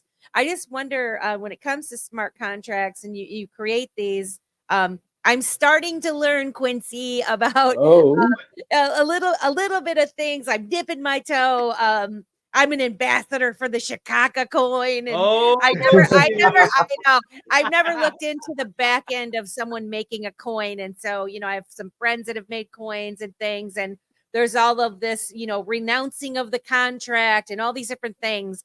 But it gets me thinking, when it comes to these smart contracts, once they're built, who governs them then? Like if a smart contract is put in place, like you were giving examples, what if a change needs to be made, or how does that work when you build a smart contract for something? How does that work? And is there a way for it to be changed or manipulated in any way? What prevents that from happening? So it depends on how you build the contract. You can build upgradable contracts. There are risks to that. The biggest ones that you end up seeing is Someone creates like a DeFi app, it's upgradable. Someone gets a hold of the keys, they swap the contract out and upgrade it to something that sends all the funds to their account. There are risks with that, but you can make upgradable contracts. There are like blue-green methods to be able to go from contract A to contract B and start migrating users over. There's a lot of different ways to be able to deal with contracts in that regard. But when it comes to the contract itself and who governs the contract, you can make the contracts like just self-governing, autonomous set of rules, or you can essentially create utility tokens that can give permissioned access. So if you want administrator access, you want client access, you can actually create utility tokens that can limit who has access in what capacity as well. So there are different ways that you can essentially design smart contracts to allow for different levels of use and different levels of permissions. I was going to say something else, but it just escaped me. But yeah. But those are important questions for someone to understand prior to entering into any type of a smart contract, right? You want to familiarize yourself a little bit with that, it sounds like, whether it's something that can be changed or not. I would say so. The issue with smart contracts isn't so much that they can't be changed. Although, like I said, there are some upgradable contracts. When smart contracts first came out, I don't think the upgradable component was necessarily a thing, but there are upgradable contracts. The biggest thing is a slight mistake in the contract can have like huge ramifications. And that's sort of something new to blockchain. Never before could a simple bug instantly, allow for the liquidation of millions of dollars, hundreds of millions of dollars like that. And it is very like concerning as well. So it does essentially like raise the stakes in terms of how people are able to deal with finance, but it also brings a level of transparency in which you're able to see all the inner workings of a particular application. That's the best part about a smart contract. I can see the smart contract. I can see who's interacting with it. I can see the history of it. I can see all of this. Where if it was my traditional application, I can run the application in my own private database, my own private server, and you never see any of that. You see what I mean? Right. Yeah. One thing I wanted to touch on here is, so because you guys are reaching out to these bigger institutions and businesses, I'm sure one of their questions relate to the regulatory compliance and know your customer requirements and all those types of things. How does the XDC network address those type of things, and what are you doing to make sure that your customers are comfortable as far as compliance, regulatory requirements? I love that you bring that up, because the biggest aspect of regulatory compliance is making sure that the people that you're trading with are compliant. So the biggest thing that we would like to sort of like reassure when people are coming onto the XDC network is that you're not coming onto a network and just sort of abstractly trying to apply, random compliance measures. The people you engage with are regulatory compliant, whether they're regulatory compliant in Europe, Singapore, India, wherever they are. The biggest thing is the people or the applications that are on chain, the applications that you can engage with, operate by whatever level of compliance that's necessary. And the reason I say that is the biggest problem with crypto, which is arguably the best thing about crypto, is anybody can do anything. Anybody can do it. So I can create a token, you can create a token, But the thing is if you have a network full of regulatory non-compliant assets that are essentially just lofty-docky, floaty speculator tokens, it becomes relatively difficult to get new businesses in there because they're not necessarily sure who they can engage with and who they can't. But being able to have a set of applications on chain that are already abiding by compliance standards, it makes it a lot easier for those businesses to come on chain and know who they're dealing with. Right. Yeah. Again, back to what you were saying before, taking that old and get it to the new. So the regulations over here in this world, now we're just having that we're mixing that into the code or the protocol of what they can engage with. And that's the compliancy. Yeah. So making sure, and we say this because we have different organizations abiding by European MiCA compliance. We have stable coins abiding by Euro standard compliance or USD standard compliance. We have different organizations that actually, XDC was the first network to create an NFT that was a representation of a security, as well as being able to have tokenized treasuries in the form of, or stable coins backed by tokenized treasuries. And all of these are all under the guise of compliance based off those different organizations that are abiding by them. And then as new organizations come onto the network and see that, they feel a lot more comfortable with engaging with these assets and engaging with these technologies versus, ApeCoin that got launched last week with some random DeFi protocol. You know what I mean? It's about building trust. And part of that trust comes from having partners on chain that are also abiding by standards that they deem valuable.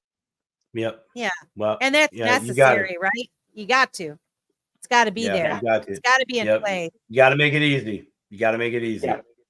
Yeah, it has to be easy. Gotta make it easy. Has to be It's easy. the only way. I got This is burning the way. questions. Yeah. So I mean, I know we got you for 20 more minutes, and so I know a lot of our listeners are XRP holders. There's a lot of Bitcoin people, XLM, XDC. I'm wondering, the technical question or the created question is, well, what trends do you see shaping the future of blockchain technology in the next 5 to 10 years? But I want to expand on what role do you see these key, what they call ISO 2022 tokens, coins? How do you see all of this playing out in the future to interoperate together? Because we know it's not just going to be one chain to rule them all. There's going to need to be some collaboration and interoperability, and it's clear that the XDC network is working towards that. And so I just wonder, as a expert in this field, where do you see things going with all of this? So I see this from both the developer side, but also from a business side. It seems like the networks are going to be domain specific or almost industry specific. A Yep. lot of people sort of look at their network as like the general network. It's going to do everything on it, and they sort of criticize networks like, "Oh, I don't see this on it."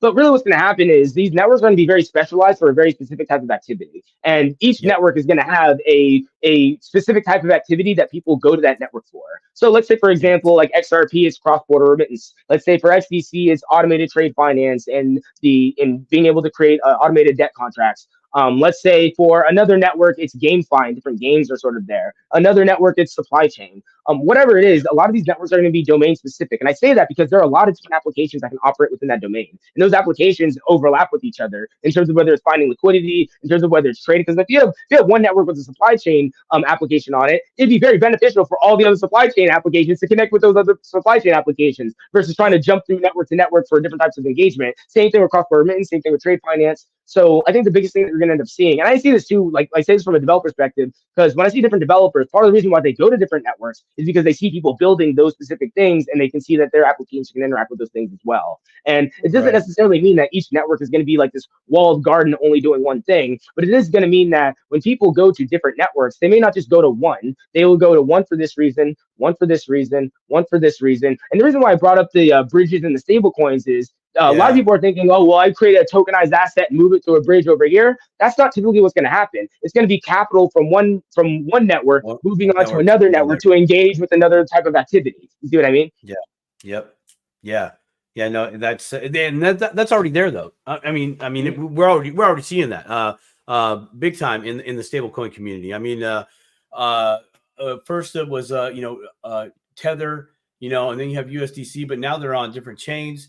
You go onto any exchange right now. If you're buying, you can have that. You can have that stable coin on that chain, on that network, right? That's totally a thing.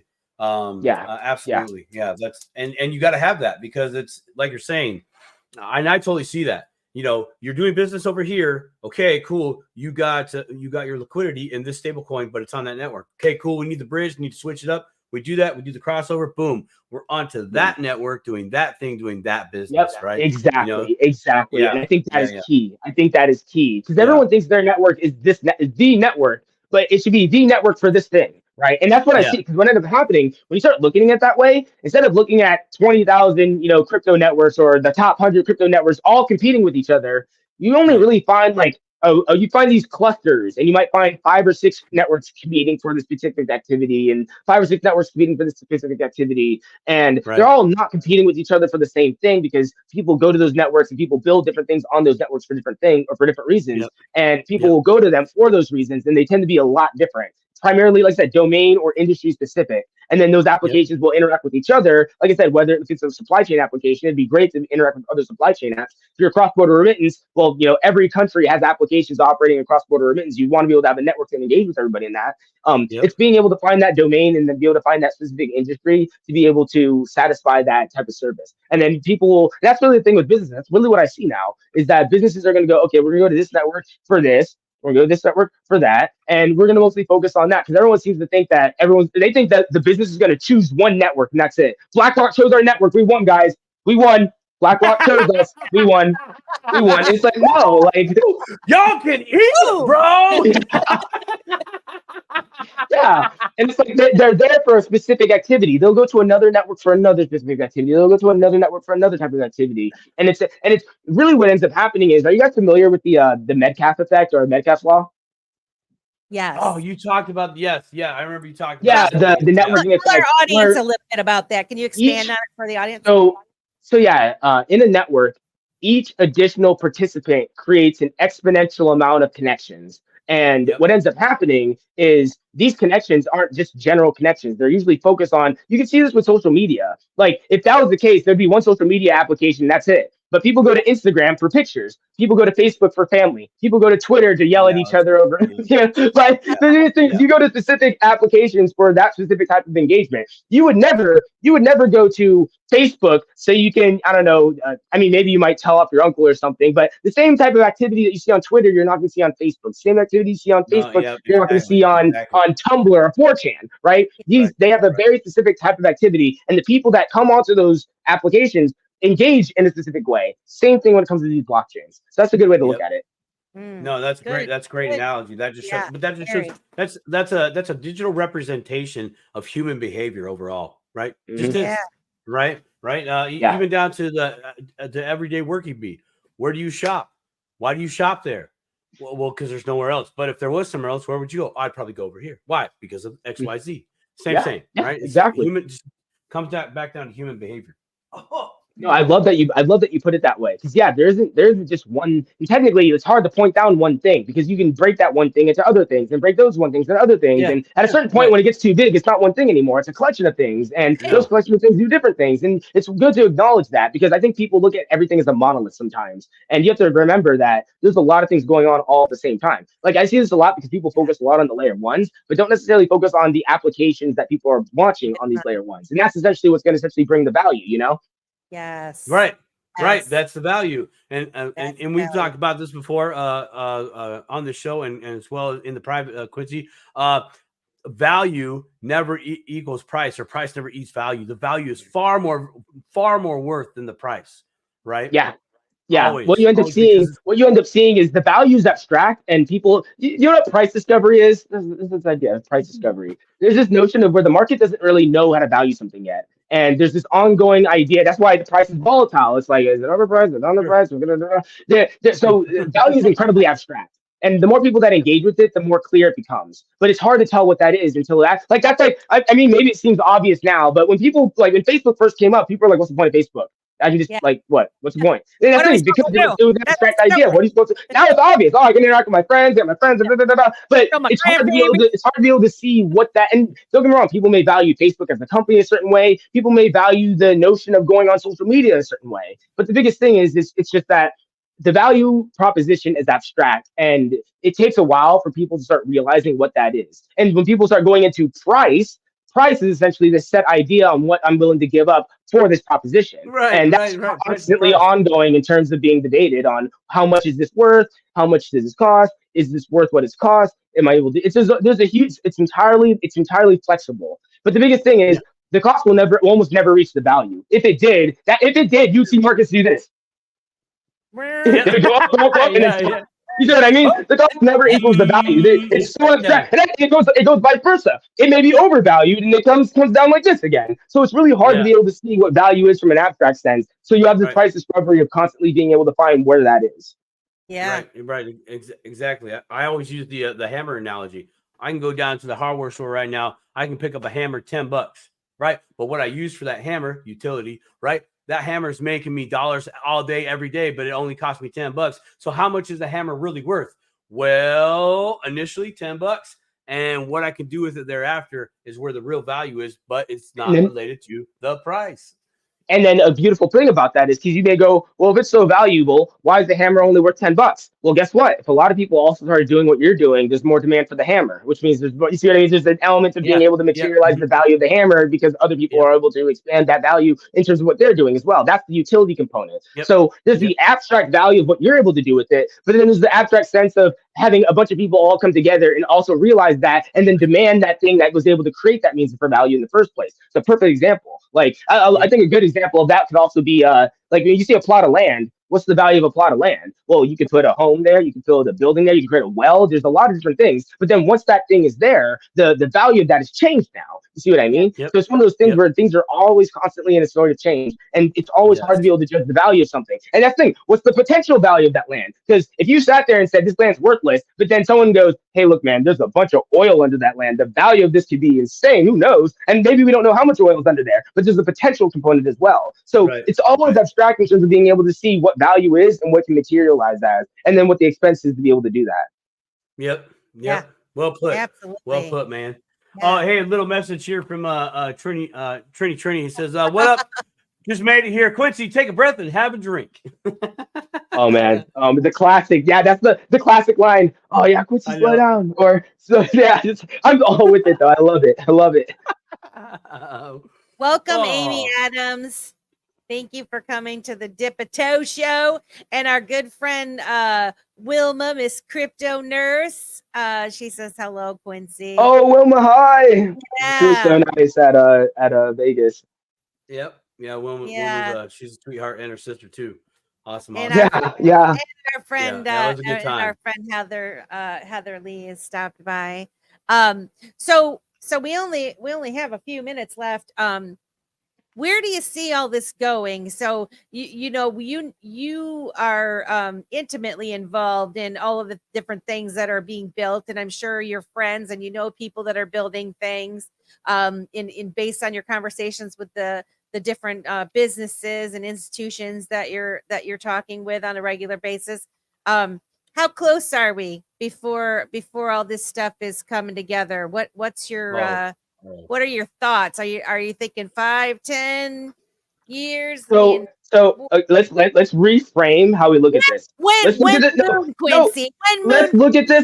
at this like AI, right? Because people go, oh my, like when people, so when we look at AI, we think of the singularity, right? We don't think, oh, what's AI going to be in 10 years? We go, when's the day AI is just going to change the paradigm and we just don't even know what we're going to do anymore? And I say that because the reason I say that is not because things are just so exponential, but in which they are. But the biggest thing is, it's not about this linear path of when things are growing. It's what are the things that are changing the game. So let's look at it. Let's take a step back. So if AI is the future, let's look at the past for a second.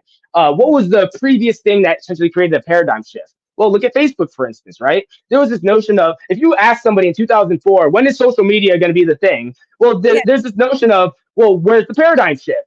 Facebook existing is one paradigm shift.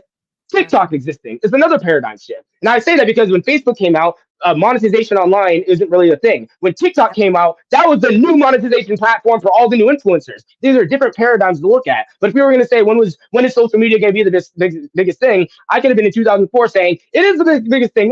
Facebook's here. Do you see this? We can interact online. We can do all this, but it's not the same thing as influencers being on YouTube or being on TikTok, making money from content that they're curating. That's not something that existed back then. But that's not something that people could have comprehended back then. They just comprehended being able to friend grandma online. You know what I mean? So there are these paradigm shifts that we should be looking at in terms of how people are able to interact online and how people are able to interact with each other. So it's not so much of a 5-10 year thing. I think we should be looking for the next paradigm and not just a trend like NFTs or ICOs.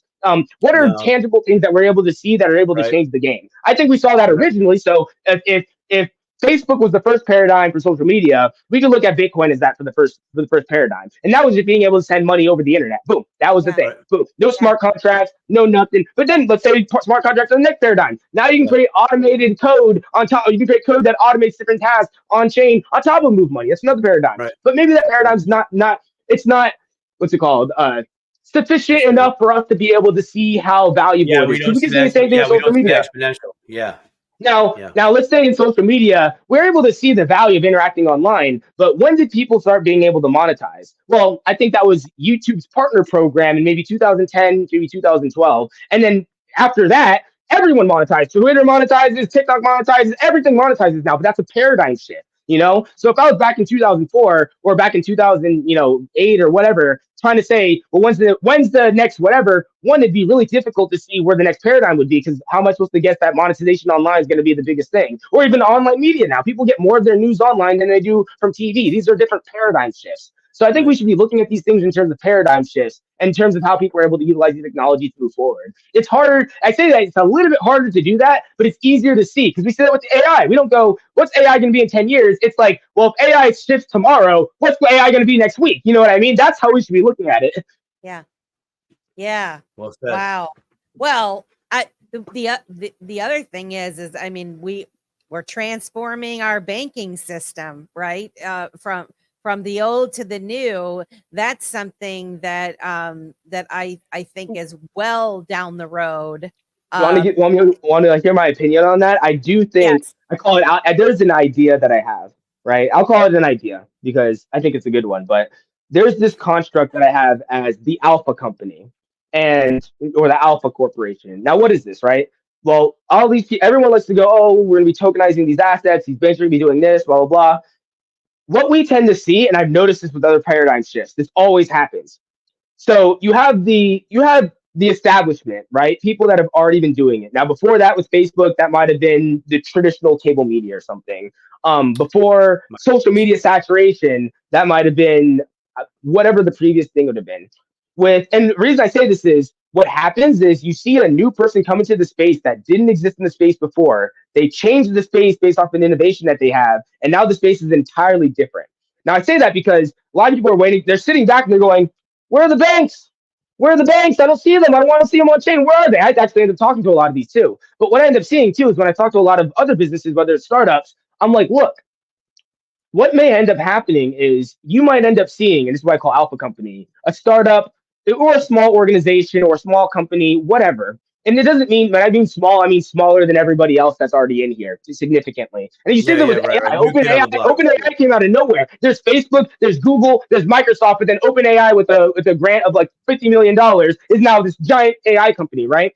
So I think there's going to be this Alpha Company in blockchain where you're going to start seeing essentially the first steps into what you would see with tokenizing assets within banks. But it's going to be the small organization, probably with less than a dozen employees, being able to outcompete like JP Morgan and Chase, being able to outcompete Merrill Lynch, being able to outcompete Goldman Sachs. And that's what gets them. That's what kicks them in. Because that's the thing we saw with AI. OpenAI comes out. Now everyone and their mother has got an AI. Everyone and their mother's trying to do with something they already did. But it was a small organization that essentially did it first. And I think that's what's going to happen. You're going to see a small organization pop up. They're going to change the game. They're going to be very competitive for really, really cheap. And they'll be really, really small in comparison. And the big ones won't be able to compete. Or at the very least, they won't be able to compete without changing their technology to be like I said, with everyone now being on AI, how are you supposed to compete with AI if you don't have AI? And I think that's what's going to happen with blockchain. Yeah, exactly. No, facts. Yeah, I call that the Amazon effect, because in the dot-coms, right? It was an old school way of ICOs, right? And then Amazon came out of left field. It's like, oh man, we just sell books. We ain't nobody. That's all we do. And it's like, y'all nobody at the time. Y'all ain't gonna sell books. We sell books. Yeah. And that's the thing. There were booksellers. There was literally like Borders and Barnes and Nobles, and they're like, that thing. And then not only that, so I love that you bring that up, because there's two sides to it. One, there's the paradigm shift of being able to do something better, but then there's the lateral shift to be able to do it in other domains. So not only did they conquer books, they conquered everything in terms of you can ship online. And I think that's what we're going to see in terms of tokenization. You might see the tokenization of bonds or securities or whatever, but then you're also seeing the tokenization of everything that can be traded online. Because the biggest thing is there's this vertical shift in terms of being able to break the paradigm, but then there's the lateral shift in terms of being able to take that paradigm and put it into other domains. Yeah, everything, right? Yep. Like this, do one and then catch them all. Yep. Facts, man. Love it. Wow. So what else is going on, dude? Well, I do. Like I said before, I was actually going to ask. Like, I'd be down to hop on again in another maybe 2-3 weeks again. I'm trying to. Yeah. After really. So I have these like shifts. I have like 6 months where I like dive deep into my work. We're working with a bunch of organizations. We're building applications. We're building new things. We're breaking things and testing fast. We're doing all this. And then I'm like, oh, well, now that I've done all this, time to share it, right? Oh my God, let's talk about what's been going on, right? So I'm trying to get back into that. I'm trying to get back into that. And that's part of the reason why I haven't been like posting or anything. But I'm trying to get back into that flow where I'm able to sort of comment and being able to expand on a lot of things that I'm seeing, especially in terms of what I've seen privately, what I've seen with different developers. Who I see is about. I've just actually just spoke to a team like literally this morning, and they're about to freaking launch a new property tokenizing application into the new year. And I want to be able to now. I won't talk about them specifically, but when they come out, I'd like to be able to talk about that and be able to talk about them and be able to talk about the different organizations, applications that are being launched, that are being built, what I see being built, how they're being built, and really be able to get a chance to share like my experience. So I hope to at the very least be a bit more present now. Maybe do like 1 or 2 of these streams every week, just to be able to sort of share a lot of the experiences I've been having, but also be able to. Yeah, and also be able to frame things in such a way to allow people to get a better understanding and a better conceptualization of what's going on. What I tend to see a lot on Twitter is there's this speculative hype idea or hype bubble, and then everyone keeps circling this idea until it happens. And it's funny because it's like the speculative notion of, oh, it's gonna happen, it's gonna happen. And the funny thing is, it's already happening, just people don't see it or understand how. And the biggest thing is I think that needs to be articulated, because one thing I see a lot too, a lot of these businesses are not advertising their technology stacks. They're not advertising design patterns or infrastructure patterns. They're not advertising tokenization strategies. They're just saying, oh yeah, we have this service and our clients like it and it's cheap and it's fast and whatever, right? And the biggest thing is, that's great. That is awesome. That's all adoption. But then Twitter is just, oh, what is happening? What's happening? I'm like, it's happening right now. That's happening right now. They're doing it right now. They put themselves in a box. That's the biggest problem I see. They put themselves in a little box, and they're only focused on regurgitating one thing, and they're completely missing all of the other things that are happening around them.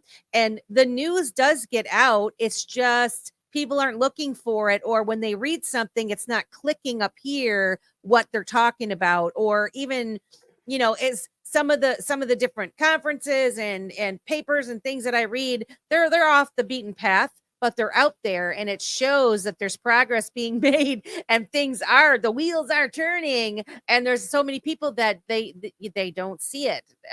They're still just talking about the same thing, the same circle. And part of it too, I've been on both sides of the fence where I'm like, oh my God, what's happening? But also, like, I've seen this personally. There are certain technologies that are already existing. They just haven't put together a PR strategy yet in terms of how to present it. And that's the whole thing. Because like, if you build something interesting, you want to make sure you get, and part of it can be timing. So sometimes they're waiting for the bull market, so there's a lot more attention on stuff. Sometimes it could be like SEO stuff. They want to be able to frame it a different way. Sometimes it could be building relationships with different like media organizations, whether it's getting on TV, whether it's writing articles. There's a way to try to present this information that is very much like a very difficult task. And a lot of people go, oh, where is it? Where is it? It could be literally right here, right in front of you, but they haven't announced it yet. One, because they're not really sure how people are going to take it. They're not really sure if it's the right time or if it's popular, or maybe people are too distracted with one thing, so they want to phrase it a different way to make it more enticing. So there's this element of a lot's going on here, and because people seem to focus only on the news, that's kind of the reason why I like being here, because I can sort of talk like in between, like I could talk about stuff before the news comes out, but not directly, but also tell you what's going on before it becomes like a thing to even talk about in the news. But people seem to be waiting for the news to happen. And the people that are pushing the news, the marketing people, are also playing the same game. They're like, well, if he puts this out today, do you really think you get a lot of attention? Oh, I don't know. It's not really in the bull market now. People's going to be focused on this right now. Yeah, it's like everybody's playing the same game. The same exact game. Well, do we go now? Yeah. What are they doing? What are you doing? Hey, what did you see today? Are we going? No. Yes. Are we? Yes. No. Okay. No. I'm out. No, we're here. Yeah. No, I'm out. Yeah. I've had this question up from Bayhudat. Matt wants to know, do you know anything about Stellar's Reflector Network, XRF, and derivatives? I've never heard of it.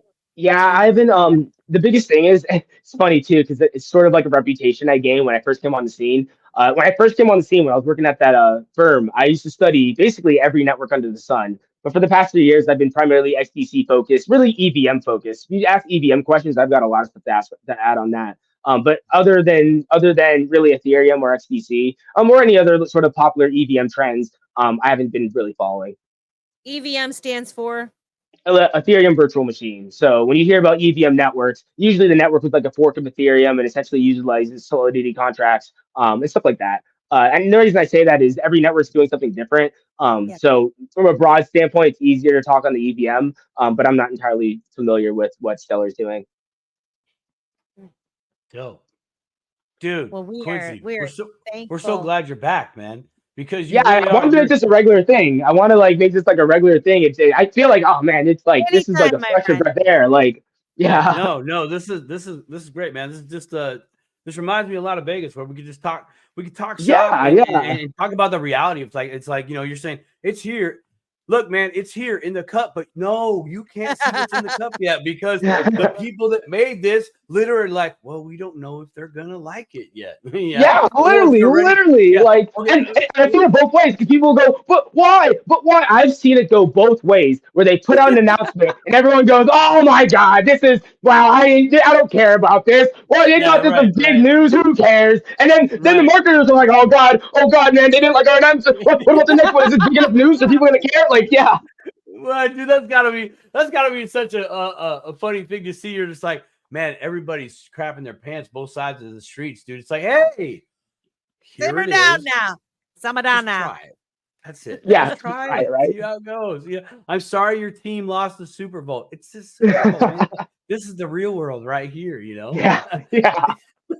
So it's really funny to see both sides. Like, yeah. One thing for certain is that we are so early. We're all early in this.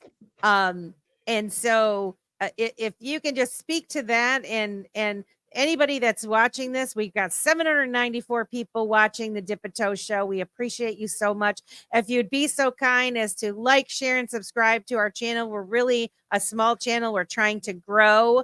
We're at Dip and Toe on Rumble and YouTube and at Dip and Toe Show on X. And we'd be very grateful if you'd please give us at least a thumbs up and a subscribe to help us get our content out there. We'd appreciate it. But Quincy, could you just speak to any of these 794 people that are in here to watch you listen to what you have to say? Words of wisdom and inspiration for those that have found their way into dipping a toe into this digital asset space. Okay, this might be a tiny bit controversial. I don't know. Oh, we're all about controversy here, bro. Straight up, like you know, we do not support bannerism, man. We just roll with it. So the way I like to put it is, let's look at it this way. Back in the 90s, there was a time Apple was 90 days away from bankruptcy. And you could sit there and go, okay, like Apple's a big company now. They went through a tough time, but it wasn't obvious what Apple was going to be at the time. People could have went, well, look at Microsoft. He's a Bill Gates is a billionaire. There's billions of machines that run Windows on it. Why would I sit there and look at Apple? And the reason I say this is because I'm bringing this up because everyone judges everything by the price, but not with the potential of the software and not with the potential of what people can do with that. And I say that because, and not to say that if you went with Microsoft, it would have been a bad dig. You just wouldn't have necessarily seen that people would have seen what was in Apple in terms of what would come forward.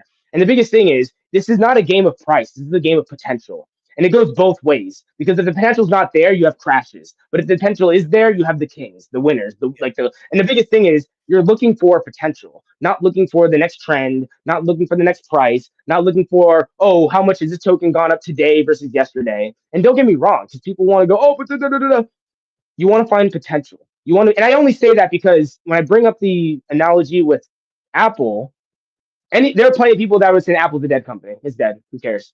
Who cares? Oh yeah. Who cares? Now, and there's levels to this. I was alive then. I remember that. And there's levels of potential. There's potential in the team. Like, because there are people that believe in Steve Jobs. They'll go up to the end of the earth. And that's like, that was back then. Now there are plenty of people that would be like, oh my God, Steve Jobs said, yeah. But it wasn't obvious at the time. There's potential in the team, potential in the software, potential in the vision. And you need to start looking at that. And I'm not saying that you should judge your entire financial future on just potential or whatever. It's just when you evaluate these things, you want to evaluate them for what they could be, not for what someone's telling you are or what they are right now.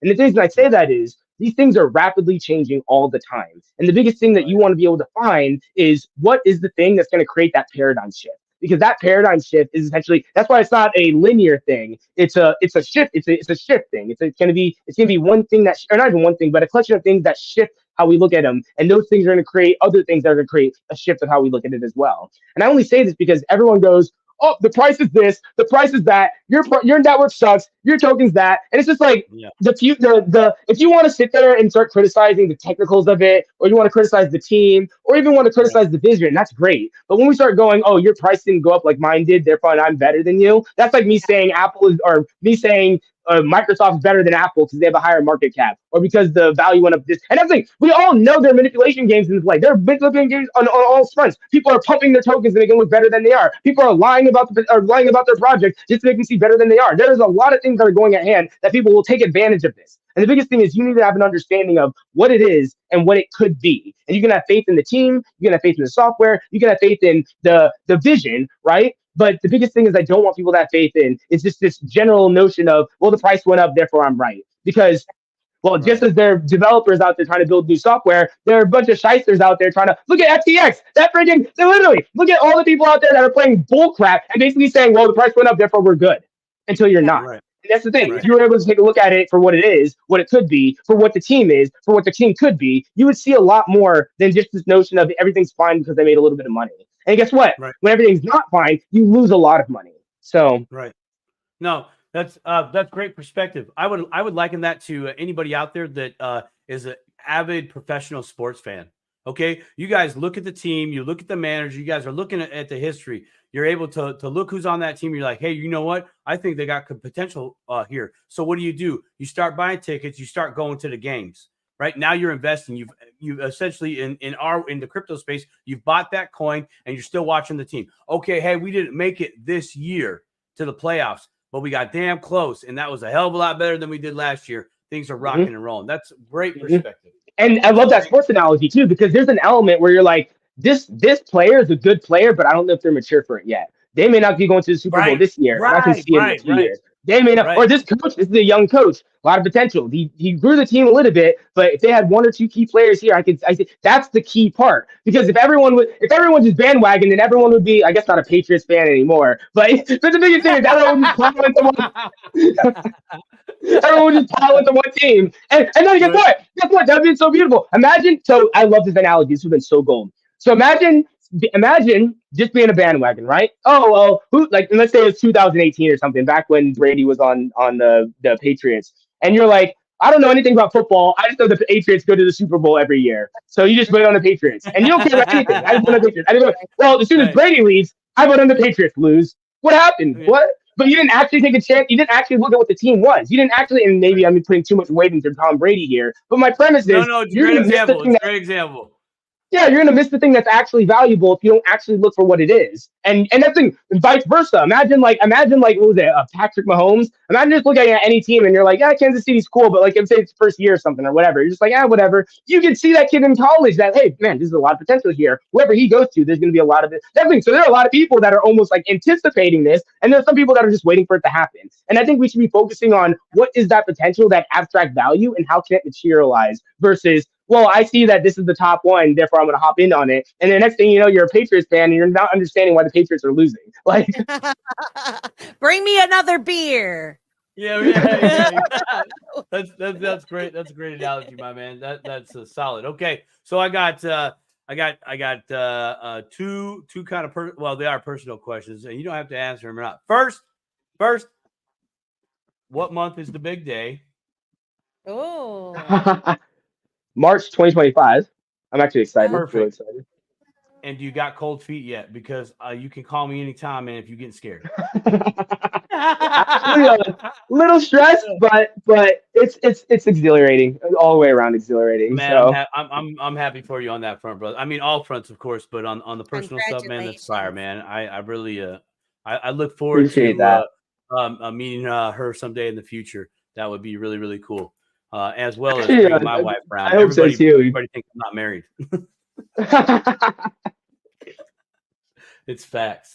Well, Anything else before we call it a show? Of course, we'd love to have you back, Quincy. You want to come back 2-3 weeks, man? We'll book you. Yeah, I'll message you guys again, but I do want to make this more of a routine thing. I love chatting with you guys. I love where you guys are in the space. I love your show. And I just love your perspective. I feel like there's a lot of, I call it the digital holy war on crypto. And I think there's real conversations to be had. And I feel like, just no one has to be right, no one has to be wrong, no one has to be anything, but being able to evaluate what we're seeing and being able to evaluate what we could see and what could be happening is what I think is really valuable. Because and then we can go, hey, we talked about that last week. You see that project over there? They're doing something really cool. What about that? And we go, whoa, what is that? That is really cool. That is really, no one's talking about this. Why are they talking about this? Well, guess what? Their token's not 50,000% up. That's why nobody's talking about it. But it doesn't mean that they're any less valuable because they're doing something interesting.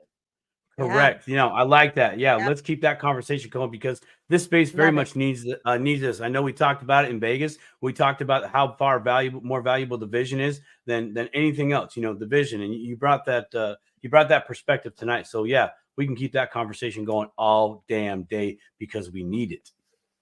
Yeah, I will definitely be reaching out.